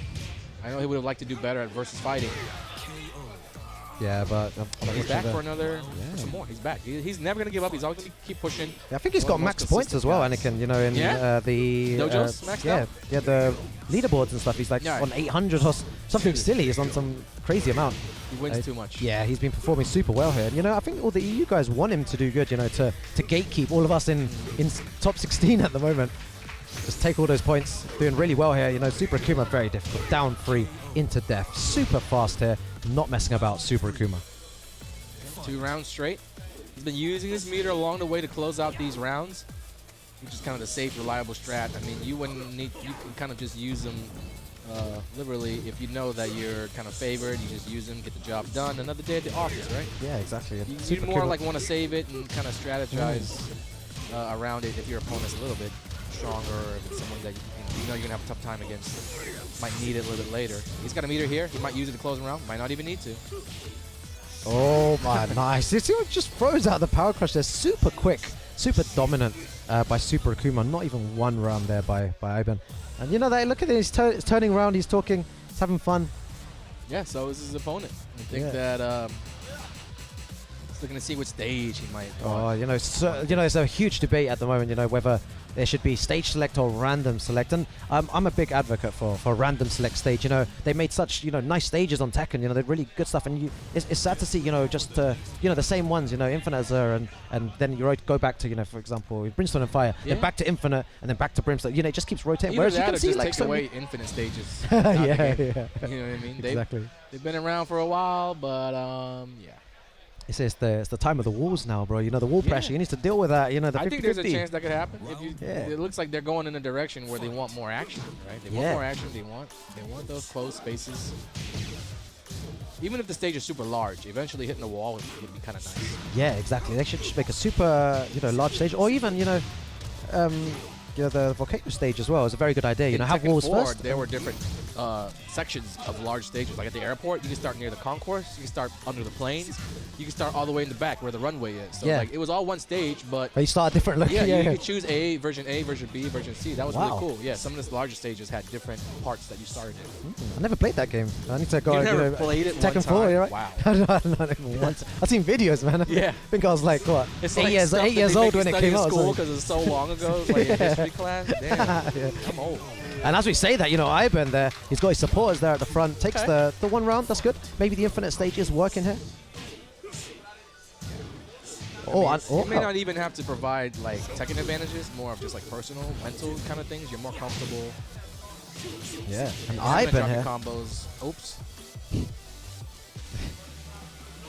I see the commentator's curse carries over from the online. It does, man. It does. We need to be careful. I cursed somebody the last. You cursed something last time? Yeah, I cursed something already. Not counting that one. Oh, nice day. Nice. I've been looking good. And wow. Making mistakes. He's making mistakes. Good thing is, you know, if he has to end up making this comeback here, he's got 2 bars to do it with. And another mistake there. You know, there was 4 mistakes there, Anakin. And you would say he deserved to lose that round because of those 4 mistakes. You know, incorrect punishment.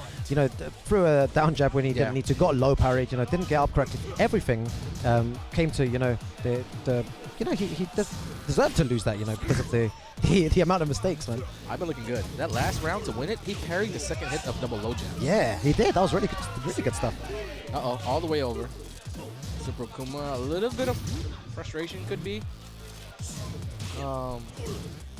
Yeah, he's dropped. He's wasted his meters. Yeah, no he's meter. He's about to get another one here, and he has to make it count. But he's been wasting them.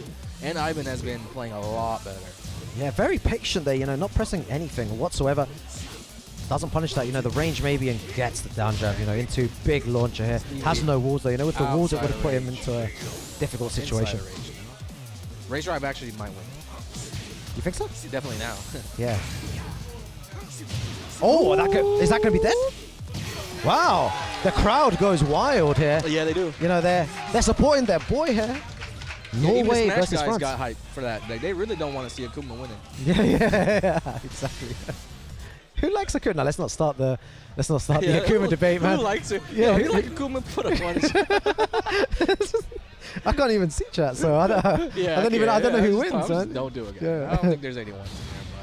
Hope you guys are enjoying only the best out here in Naples, Italy. Players from all over Europe and beyond flew in for this tournament, over 200 players, and we're going to be here all weekend. Today, we're playing down to the top 16, from over 200 plus to top 16, and then tomorrow we'll play the top 16 early in the morning. So depending on where you're watching in the world, you want to adjust your time zones, but we'll play it through tomorrow afternoon here and conclude the tournament. There's also going to be a Italy versus EU exhibition. Nice. After the tournament, so a lot of fun things to look forward to. Yeah, lots of good stuff here. But Super Akuma now, you know, back to his favorite stage, you know, the Howard estate here. You know, the walls. If he, you know, if he gets one of those wall breaks, then you know it's just GG's, man. Big damage. Could be too little, too late for this round, but Super was jumping in a lot. And there's these jabs that Iben can do. Oh, Whoa, okay. Whoa, whoa, Okay, whoa, all the way whoa. to the wall hit. It's not too little, too late. EXTP need to be No, very brother. careful here. Oh!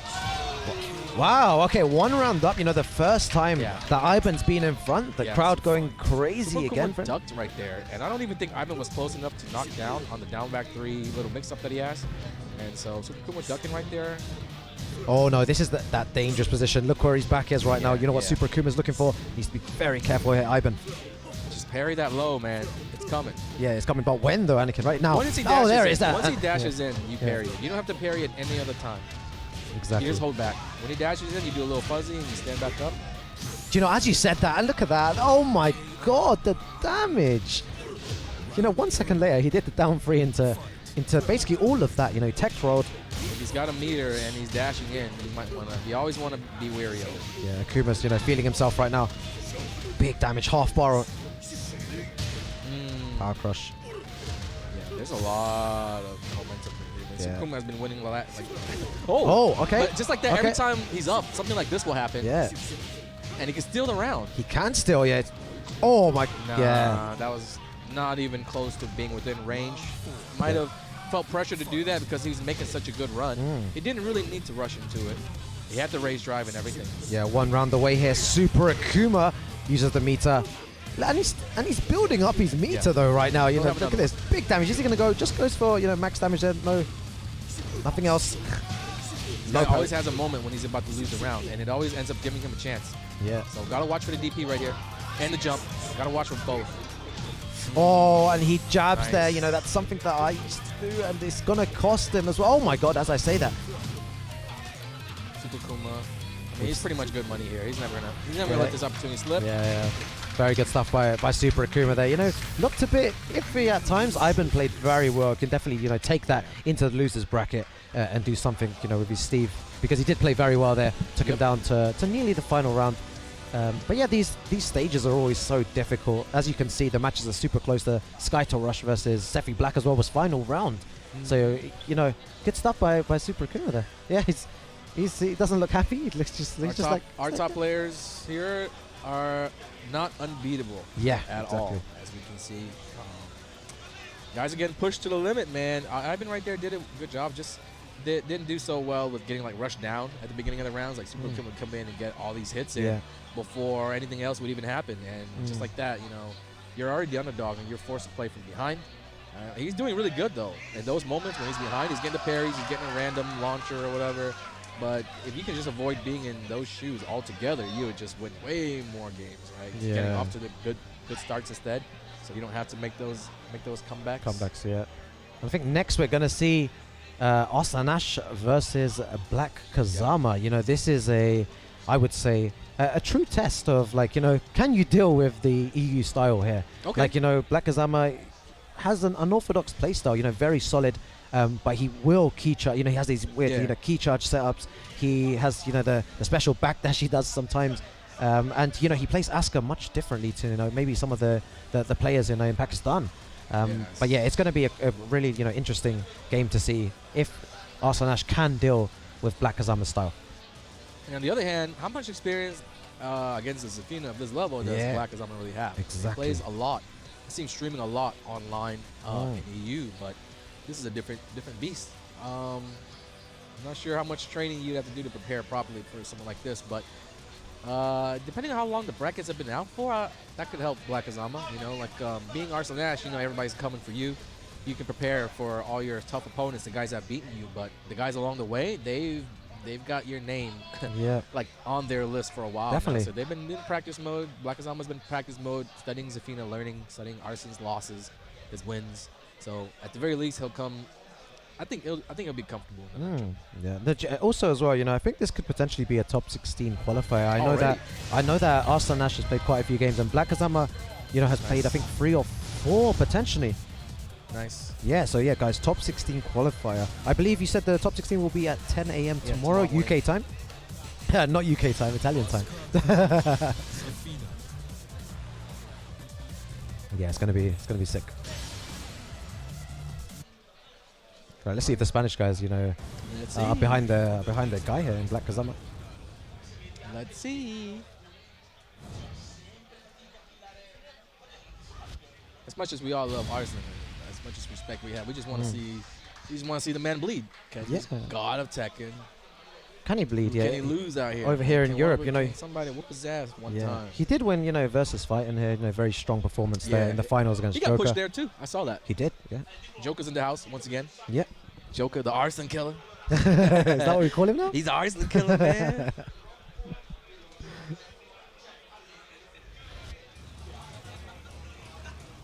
Right, here we go, guys. Arslan versus BlackKazama. You know, Spain versus Pakistan. And you said this is the ultimate test of can you face that EU style? That so EU we'll style, get some yeah. answers early on. We'll see what Arslan, if he's able to backdash everything, or if the pressure is just too much. The weird unconventional timings and style of BlackKazama. Yeah. I feel like it's always, you know, oh my god, and as we say that, you know, he was super ready for that good launcher by Arslan there. That's how you know somebody's got experience against this character. Ducking in that spot right there. Yeah, everything is looking good so far for Arslan. The defense is there, but that's what he's known for. Oh my god, goes for the full string there. That's going to be dead potentially. Yeah. Wow, super fast. And the thing is, BlackKazama has a lot of support. You know, a lot of the EU community really love, you know, his playstyle and him as a person. So, you know, once he gets that round, then, you know, I'm gonna hear the Yeah. screams from the crowd. Everybody's waiting to burst. Everyone, You can tell. yeah. Right, you know, just spacing there. BlackKazama being a bit more passive. You know, he's not usually He's as able to passive do there. that though. I've seen him play and frustrate people from playing in the back of the field the whole time. You know what I mean? The back of the stage. So he's comfortable in this spot right here. He's not going to rush into anything, but he isn't going to break any throws either. That's not Yeah. helping. That's half of the remaining health that he had.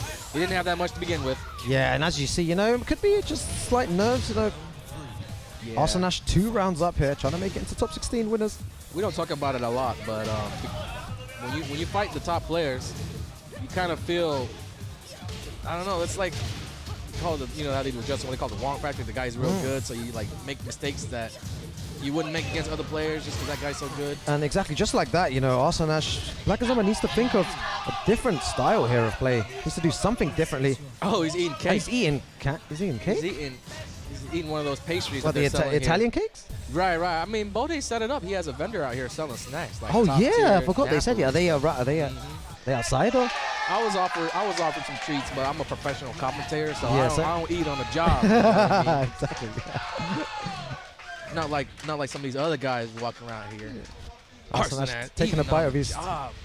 Right, imagine that. You know, trying to qualify for the top 16 right now and having some cake in between. You know, it's a bit hungry. I don't think he has to try to qualify. Oh, you mean this Yeah, tournament? to get into top 16 of this tournament. Yeah. I heard he wasn't too big of a fan of the pizza. Yeah, But you know how some people just want to have their hot takes. You know, Arslan ain't exempt from that. Having some bad takes. You know what I mean? exactly. Yeah. Just because he's good at Tekken don't mean he know pizza. Exactly, and goes for a spring kick there. Everything working out for Arslan right now. Great punish at the beginning. Now back against the wall. Yeah, the good Yeah. pressure. Yeah, I feel like, you know, because Arslan is just, you know, mauling him down. You know, overwhelming pressure right now. Good block there. Yeah, Arslan completely dominant. BlackKazama needs to run in, do something different here. It's hard to win against your opponent if he's blocking every single low. Like Exactly. they just made down back 3 And one look- frame faster. And But look at that as well. Like, you know, just throws out back 3. Arslan runs up. Great launcher there. now we know the answer. And he was ready for that, you know. Yeah. He's blocking even that string where the second hit of the low comes out so fast. He's reading and he's seeing everything coming out from BlackKazama. There's nothing that's surprising him right now. Yeah, and how does he make a comeback from here? Very difficult. Arslan 1 round away from moving into the next round. Fight. Time to turn up the aggression if you're BlackKazama. You got 1 round left. Trying to see what works. Nothing has been really working. I don't think anything has worked. And look at that. Goes for the snake edge as well. So unexpected, you know, when he does that. Tough one. Out of nowhere. Wow. Yeah, this is one of those, those matches. Nothing, like not even one thing went BlackKazama's way there. Arslan completely dominant there. Look at him smiling there, having fun, and This is your fate. yeah, just so difficult to, to take down someone like Arslan. Yeah, BlackKazama is the type of guy that, Yeah. hard on the sleeve, wears it. You can see exactly what he's thinking. And a little bit down right there, but still a great learning experience for still a player who's just getting his Tekken career started. Yeah, I mean, that's the way I see it. Young, up-and-coming player, already very good. You're not supposed to be this good when you're this new. You know what I mean? But he's already really, really, really good. Still not out the tournament yet. Just falling into losers. Yeah. I mean, you lost to Arslan. Yeah. What can you say? What can you do about that? Exactly. Just go back, review some things, and yeah, I don't know. It's tough when that guy just looks like he knew everything you were doing, everything he Yeah, didn't know you were that was doing. He was nothing. able to react to. Yeah, there was just nothing he could do. Then, the cheeky snake edge at the end as well. Sometimes Arslan will throw that out. People will think, oh, he's such a top player, he's not going to throw out, something as launch punishable as that. And then just throws it and catches you unexpected and takes around the game everything. So, yeah, good stuff from Arslan there. Okay, I think we're going to have more top 16 qualies because we're seeing Sephi come back. Just about every single one of his matches today have been on stream, but it's been a while since we've seen him, so he's probably been in the back, advancing in the bracket, and he's still here. This is This is a KaizoKulars Sephiblack potentially? KaizoKulars, Sephiblack. This is an ICFC top 8 special Yeah, right exactly. here. We get to see it live in person, though. We get to see it firsthand, and this is kind of where I think Sephi might have the edge, right? The time in between the games, we kind of saw in his very first matchup when he lost, his opponent started doing the pop-off. You can tell he wasn't really thinking about the second game. Yeah. I just beat Sephi a game. We're good. Yeah. Sephi kind of just kept it cool and made the comeback. There was even a time in his second match on stream where he was like down 2 rounds. He had to make 3 straight comebacks. So he's one of the calmest, most composed players that we have here. You can kind of see in his playstyle. He's extremely patient, just very, very persistent. And he eventually gets what he wants. It kind of goes for and against him sometimes. If you know he's not going to do certain wild plays or block certain styles, then you can start to not expose but take advantage of it for a while. And he kind of started to patch those little holes in his game where he would never really hop kick, or he wouldn't ever really block the lows or even do the lows sometimes. Yeah, it's so strange. He's more well-rounded now. Yeah, So yes. while he still maintains that overall solid defensive style, he can if you push him like who was it, Skytorrush did? Skytorrush did, yeah. He'll definitely switch up and start going in on you. Yeah, he's definitely able to, switch things up here. And both, an old German affair here. Both of the players trying to, move into, again, this potentially, I think it's a top 16 qualifier as well. That's Both of them gone through the bracket, beating all these, Italian players up. And now they're here, fighting against each other. Probably going to see, Lars versus Miguel as well. KaizoKulars are going to be just trying to mix things up. Lars. I think they played, in an offline tournament. I believe it was like a month or two ago. Okay. I think This is a Sephiblack new took version, it. though. This is a new version. They've New version of KaizoKulars?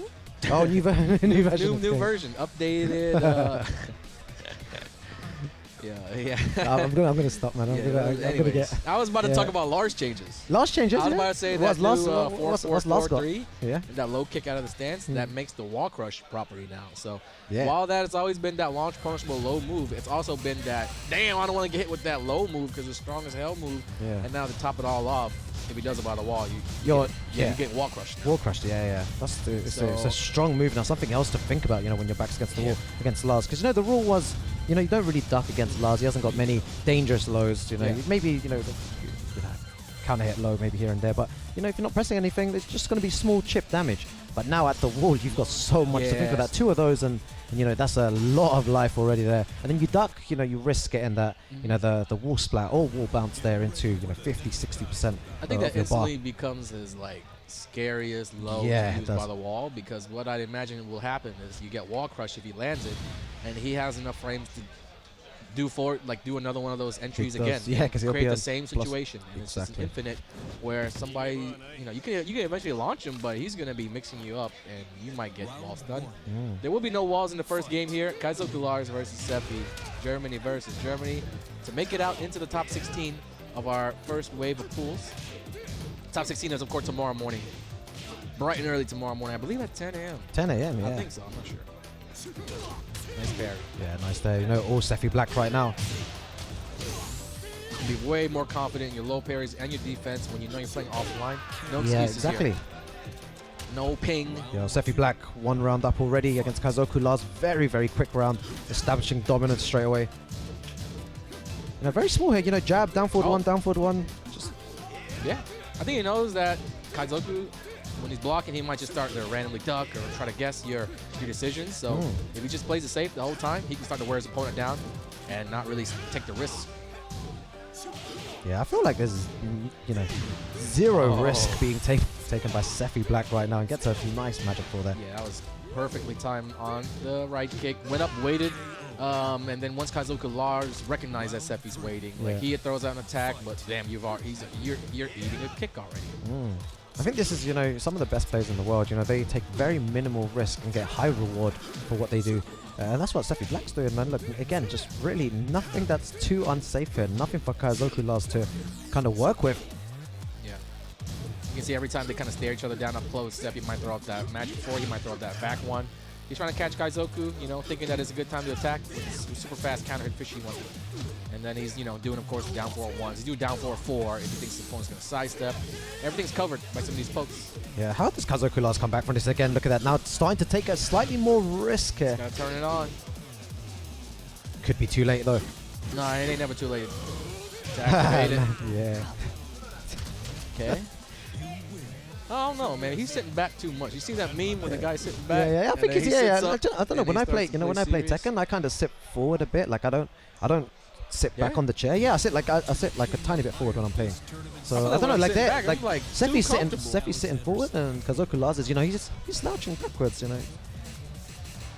You see it all though when you compete for years. Like guys like to cross their legs, fold them up. Like they like to sit on the floor. Guys will do just about anything. Yeah, sit on the floor as well. Sitting on the floor is pretty. Wow, I've never seen it in Tekken before. It's like an old school thing. Oh, cool.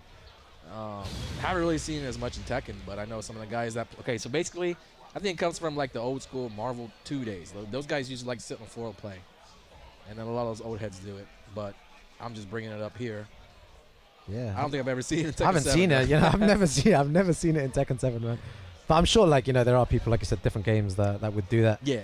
Some people might even like playing standing up. You know, I've definitely seen someone do that in Europe. You know, they We stand used to have up to do and that just. with our controllers in Tekken 5 in the arcade. They used to have these controller ports. yeah. You could go and plug them in, but they didn't have chairs. So you have to sit there and figure out the way to play while you were standing up. Yeah. All right, here we go. Gone to Suke. KaizoKulars, you know, bringing the walls in play here, and already, Yeah. you know, taking advantage of them. Sephi kind of lucked out with that first game. He got the infinite. Yeah, his he did, preferred yeah. option.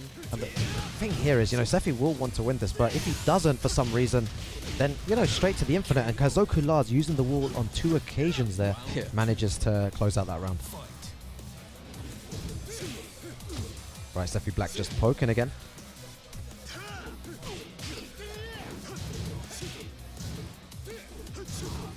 Again, not much happening here, you know, both just exchanging small pokes.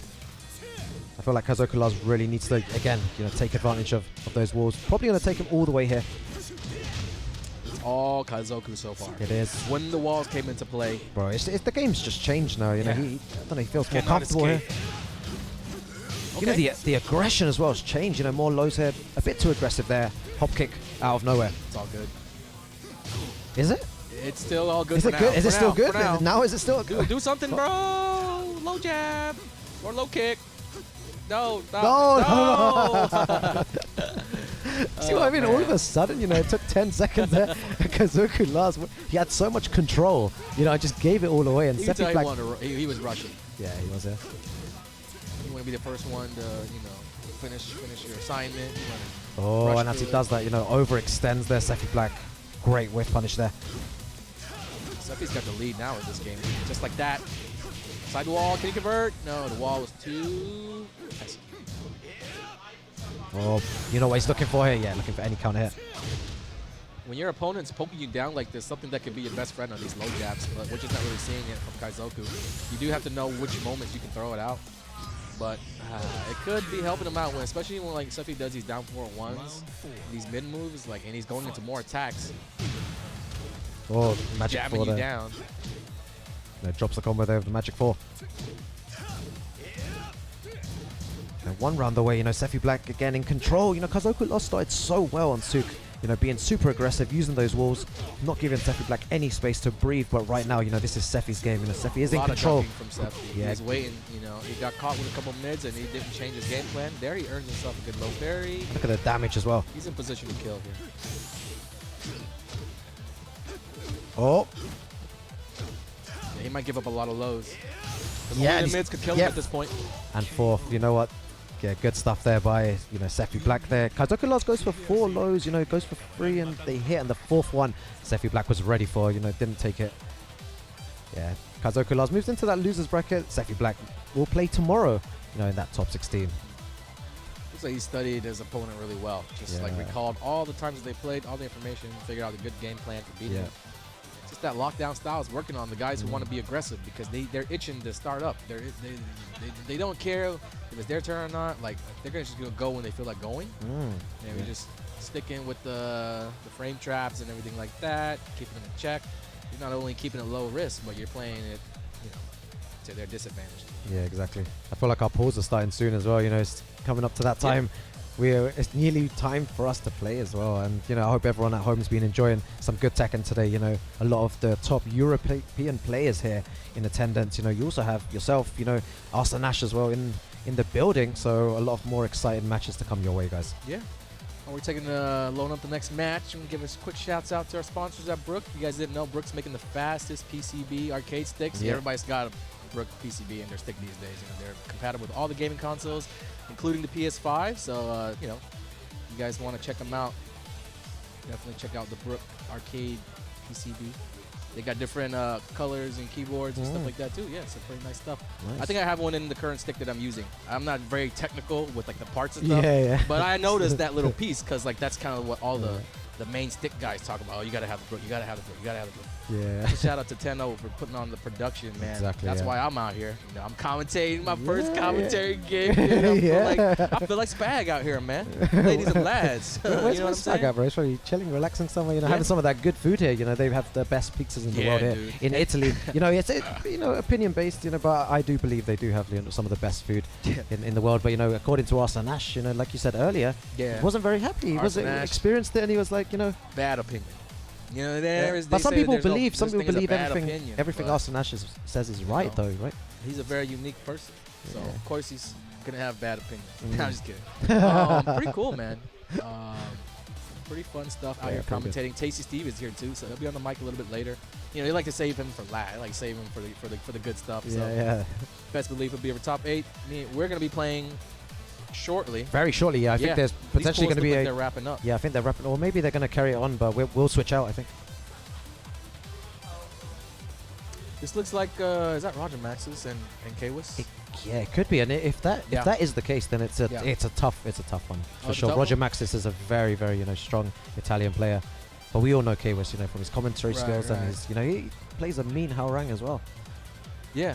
I know, we had the pizza with him on one of the days. And we were kind of just talked a lot about Tekken. So you can tell how often he really is thinking about the game.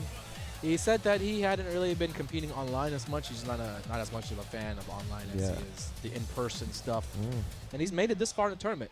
You know, KWIS, we're not too shocked that he made it this far, but RogerMaxis, when I was on commentary with Spag earlier, he did mention there are a lot of guys out here in Italy that don't play the online, that don't compete in the online, but they'll show up here and they'll bust some brackets. So I think RogerMaxis like plays a tiny bit, but again, you're right, doesn't hardly, you know, 90% offline, 10%. I saw him like, you know, once maybe just turned his PC on and was like, you know, I'm gonna play a bit of online. You're just gonna get on. You can't help it. Yeah, you have to sometimes. As much as you hate online, you're probably gonna play. Exactly. And here we go. And this is gonna be very Shaheen, interesting. though, that he brings up.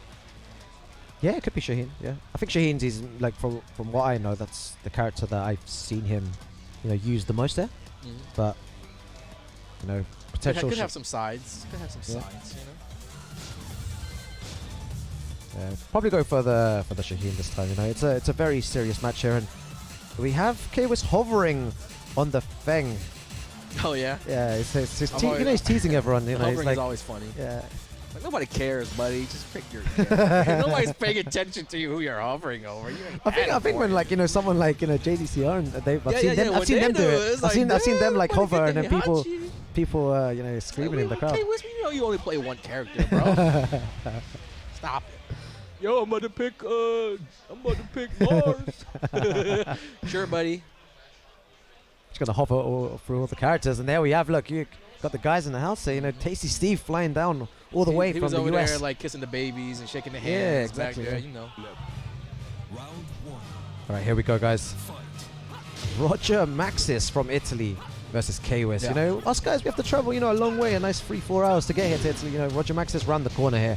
You know, Oh, so had you already preemptively making some excuses. no excuses, bro. Man, Just saying that, you know, it's really tough to come to No, Italy it's and not. play some good Tekken here.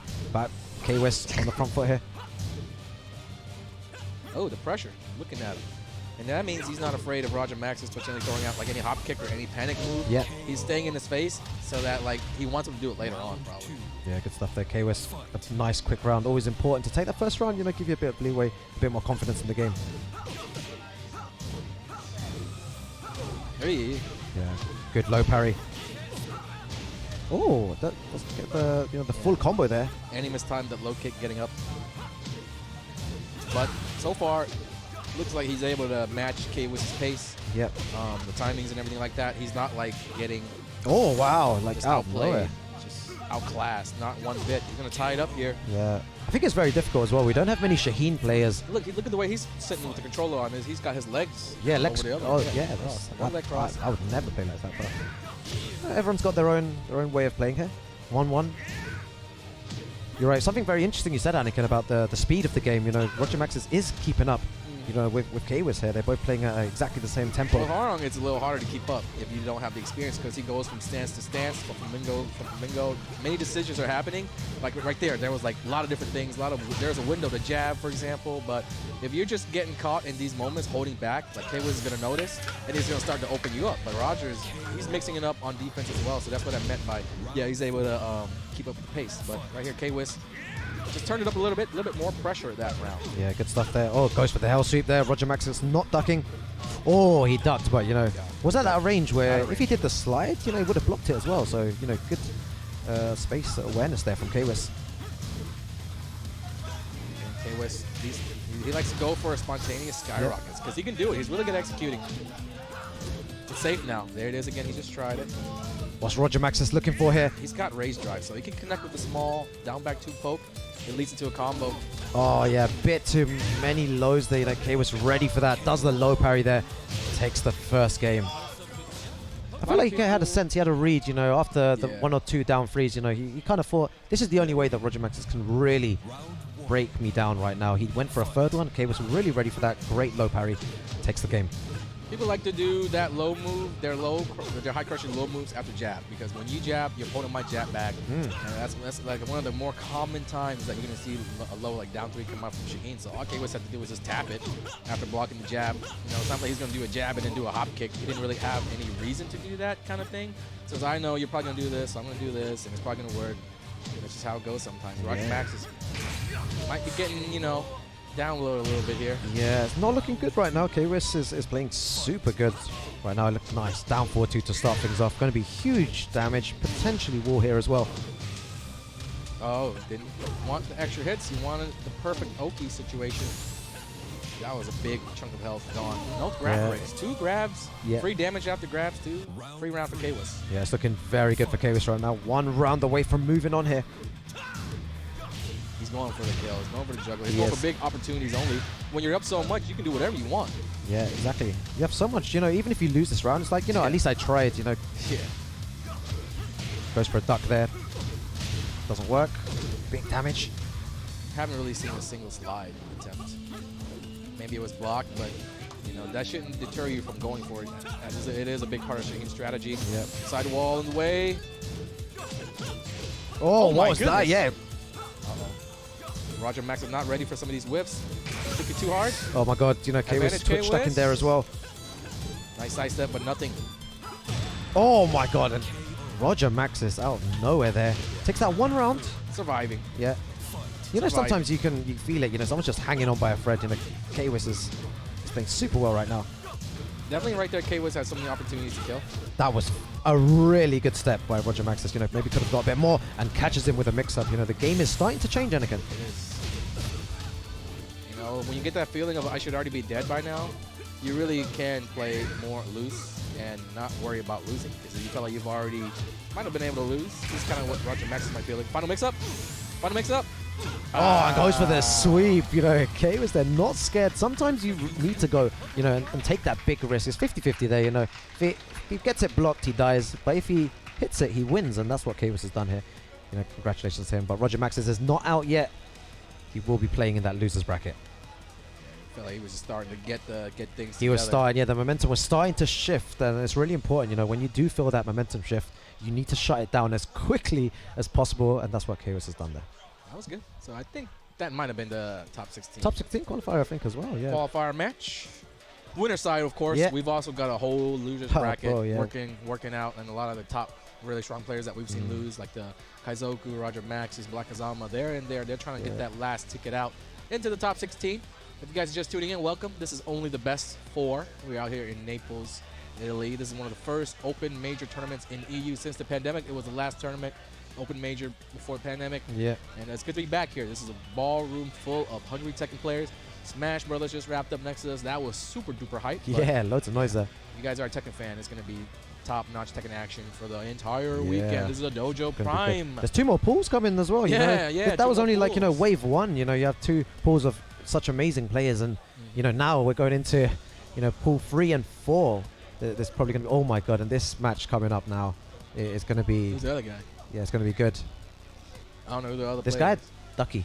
Oh, that's Ducky? Ducky, yeah. He's the guy that, you know, went to... You know, this doesn't happen often, you know. Like, you know, I remember my first offline event, I went 0-2. I remember my second offline event, I went 0-2. You know, and so on, bro. I went 0-2 for so many, you know, so many events. And this guy, in his first offline event, managed to win a Red Bull tournament in London with all the, you know, some of the best players in the UK. So, you know, no easy feat to win, you know, your first offline event. So this is going to be super dangerous for Super Akuma here. Yeah. Super Akuma will every now and then just have a loss in tournament that makes you scratch your head and go, what? Yeah, you know, while he could be the guy that just takes it all the way to Evo top 8, top 5 or whatever. Yeah.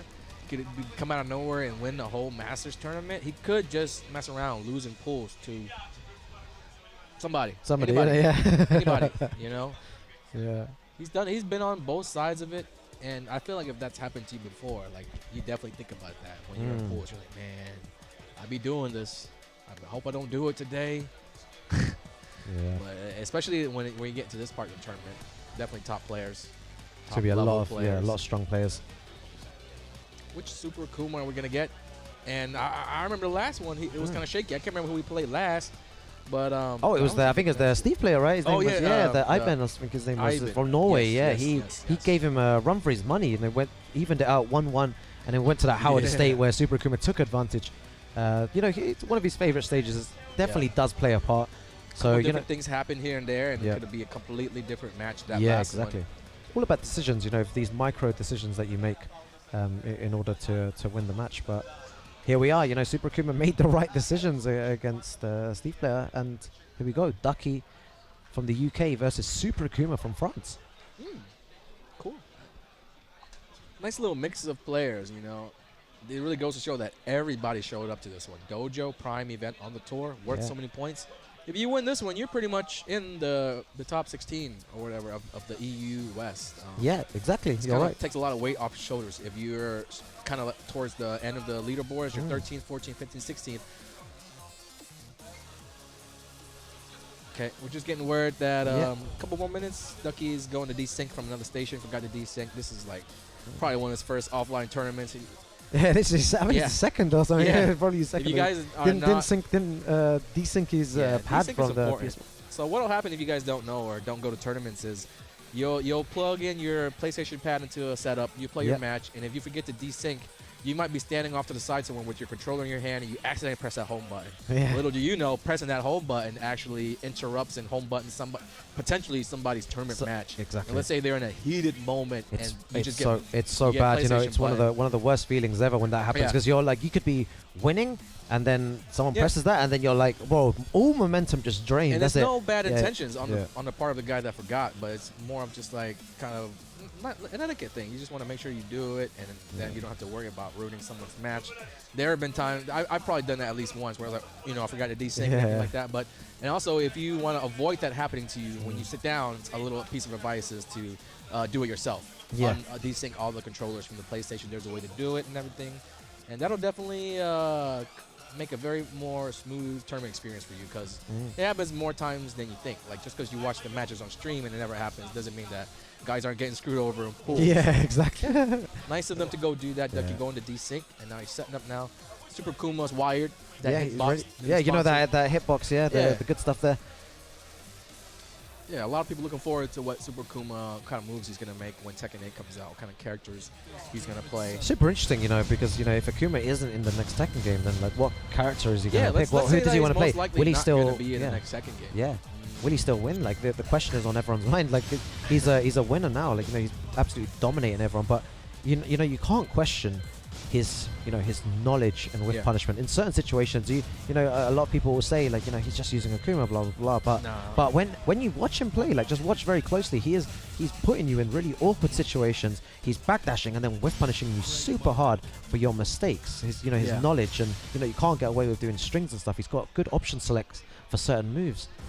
He does know a lot about the game. He is a character specialist. Even if his Armor King or Z or whatever side character he has isn't as good as his Akuma, that's obvious, because he puts in the most time with it. He's not practicing these other characters' tournaments. So imagine if he did apply all of his time into learning these side characters in the next game, or all the experience. More importantly, like him being on these stages, going to these tournaments, the experience that you get from that will carry over no matter what character you're playing, right? So he has this edge at tournaments over you, Akuma or not. And that's why I said it's going to be interesting to see what kind of route he takes, how it plays out. And if there's a chance that we might even have characters with similar mechanics, maybe even the same mechanics, that'll help him out a little bit, and he'll be able to laugh in everyone's face if that. Oh my god, I can't wait till that day, Anakin. When Tekken 8 comes out, the first big tournament, Tekken 8 or whatever the next installment of Tekken comes out, and then Akuma wins the first offline major. What's everyone gonna say there? With like someone like Kazuya or someone. Kazuya's got the demon flips. Yeah, exactly, man. All right, nice there. Super Akuma dominating as usual. Nice little punish there. Goes for a big 50-50 there. A little punish, but he's a good spot for Marduk. My god, cancelled that. I feel like he just built that meter up, or because it's still round one. Uses it to stay safe. I respect it. Oh my god. Yeah, good stuff, Super Akuma. Lucky using the Marduk this time. Yeah, he plays somebody else, right? Like he plays Noctis. Yeah, Noctis is the main character, but maybe he feels like he's more comfortable with Marduk today. Yeah, it could be like a versus Akuma type of thing. Yeah. I know that probably a lot of people think that Marduk's going to disadvantages. He might know something we don't, right? Yeah, and when you're playing against Super Akuma, you want to look for any kind of advantage you can get, right? He's got so many. Everyone's looking for something. He's like, give me something against Akuma, bro. Okay. Nice. Yeah, down 4 there, taking big risk. Not afraid of it. The jabs as well, looking for that. Both of these rounds, Ducky has been in striking position to win the round, but has not been able to close Super Akuma out yet in the opening rounds. Yeah, and Super Akuma here, you would think, on the endless stage he has some sort of disadvantage here, but it just doesn't look like that. He's making it work. He's played on Infinite a million times, so everyone tries to, counterpick him with this stage and just backdash the whole time, but it's not working here. Solid. He's attacking him twice, but he's broken the option both times as well. Yeah. Not enough lows from Ducky, I think. Yeah. Maybe he's scared of getting jumped over. Yeah, and there's something to think about though, right? As in, one low is, if you do it wrong, Super Akuma jumps 50%. No need to be afraid of getting jumped over though if you're playing someone like Marduk, because if he does, you just do a jab. Yeah. And it's probably going to be consistent.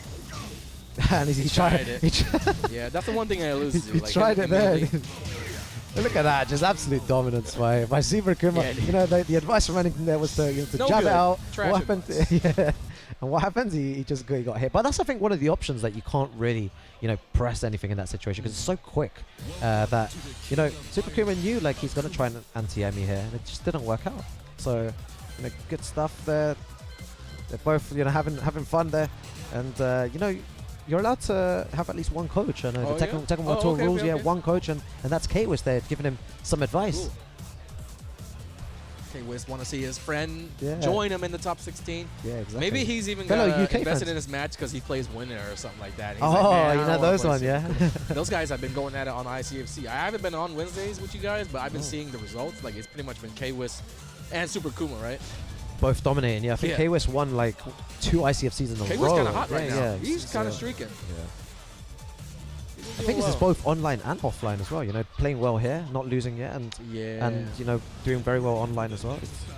It's good stuff. I think he's got the confidence to play up in a tournament. You know what I mean? Some guys, they might not be confident, they might not be experienced, and they're not playing as good as they can. But I think K-Wiz is he's capable of raising his you know, his limits when it comes time. Yeah. All right, here we go, guys.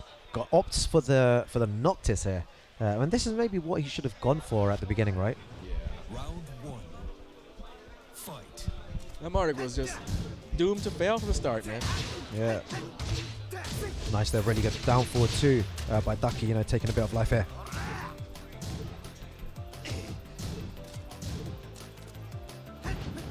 Oh my god, from From hearts. mid-screen, Yeah, dude. exactly. Super Akuma here. Drops the combo though. He's been dropping some enders, but most of the damage got dealt, so that's okay. I thought that was a setup or somehow. You know, he dropped it and went instantly for the 1-1 because he, you know, knew that Ducky wanted to do something there. Okay. Both players taking their time because they know that even with the big lead from Akuma, he could lose it in one step. And I think he just tried the Ducky special. The 2-2 Ducky special, to the it's a down forward 2. two, I remember yeah. that from commentating. Yeah, Ducky Online special matches. there. Doesn't work out though, you know. Not Super as good Akuma, offline. yeah, Super Akuma just, you know, just waiting there, being patient. The right thing to do. There. Yeah. And in an offline tournament, guys are more likely to play patient, knowing that, you know, they can react to more things. They don't feel rushed to make a guessing decision as far as like walking mid or low. Yeah, Super Akuma is so dominant right now. Yeah, big combo there. Gonna build up that second bar looking to. Power Crush uses that a lot, you know, Super Akuma. Catch him in the air. He's going for a Rage Drive here. Rage R. Should be good. Yeah, very good option there. He did 2 extra jabs just In case, sure. just in case, you know, just. Sure. Now, sometimes you regret it, you know, you don't do that extra jab and it's like he's got 1 pixel left and it's like, Jesus. Yeah, man, especially you know. with the new 5 points. We played Tekken 7 for like 3-4 years without the extra 5 points, and then it comes in everywhere and just ruins our combos. Yeah, exactly. Nothing kills anymore. I love what Ducky's doing now, you know, using that 2-2, knows that Super Akuma doesn't really want to challenge afterwards, you know, schedule down forward 2 after. Ducky special. Everything changes when Akuma gets the meter, though. He'll be able to challenge in more situations that he wasn't able to before. Nice block on reaction. Yeah. Down back 2. A little bit more seeable. Oh, yeah. Big risk there, you know, just takes it. Super Akuma was so confident, and the mini pop-off there. You know, Super Akuma looking very confident here. I've been seeing a lot of down fours from Super Akuma. You know, he never really used to use them that much, but I like the frequency because they've been buffing that move. Yeah. Kind of means they want you to use it a lot. Oh no, here we go. 2 bars of meter as well. You know, Super Akuma has a launcher here. It's going to be very difficult. You know, I can sense a down 3 coming. The hell? I thought that was in the back.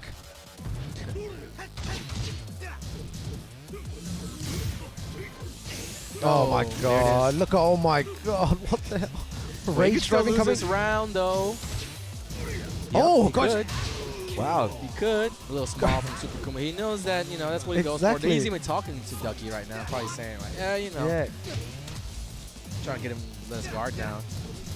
But Super Akuma only halfway towards a meter, so there's going to be Yeah. about 10 seconds or so where Ducky can go in here and not have to worry about a lot of things. Yeah, he used 2 bars of meter last time, you know, and as I say that, you know, gains it here, and that probably Not yet. will live in 1 pixel remaining here. And taps him with a down 3. Congratulations to Super Akuma. Yeah. Advances there. All smiles. I mean, doing while standing 1-2 into the focus attack Yeah. was what sealed the deal for him. It was looking pretty good until then, you know, forced the final round. Looked like Super Akuma was meterless, right? So there weren't many things that he was going to do to get a lot of damage off on you, and that was one of the only things. Yeah, crazy stuff, man. All the, you know, all these good games today. So many, man. Only pool 1 and 2 so far. Pool 3 and 4 will be incoming as well. So, you know, a lot more Tekken action to come your way. It's going to be sick today. as this is only the best Only the here best. in Naples, Italy. Dojo Prime event on this year's Tekken World Tour. Over 200 players. We are about hitting the halfway point in pools. But that means we're going to take a short break. We're going to take a break, switch out the commentators, get the new pools ready to go. Don't go anywhere, guys. If you enjoyed the action, go grab a snack or something. We'll be back, man, after a small break. We'll see you later.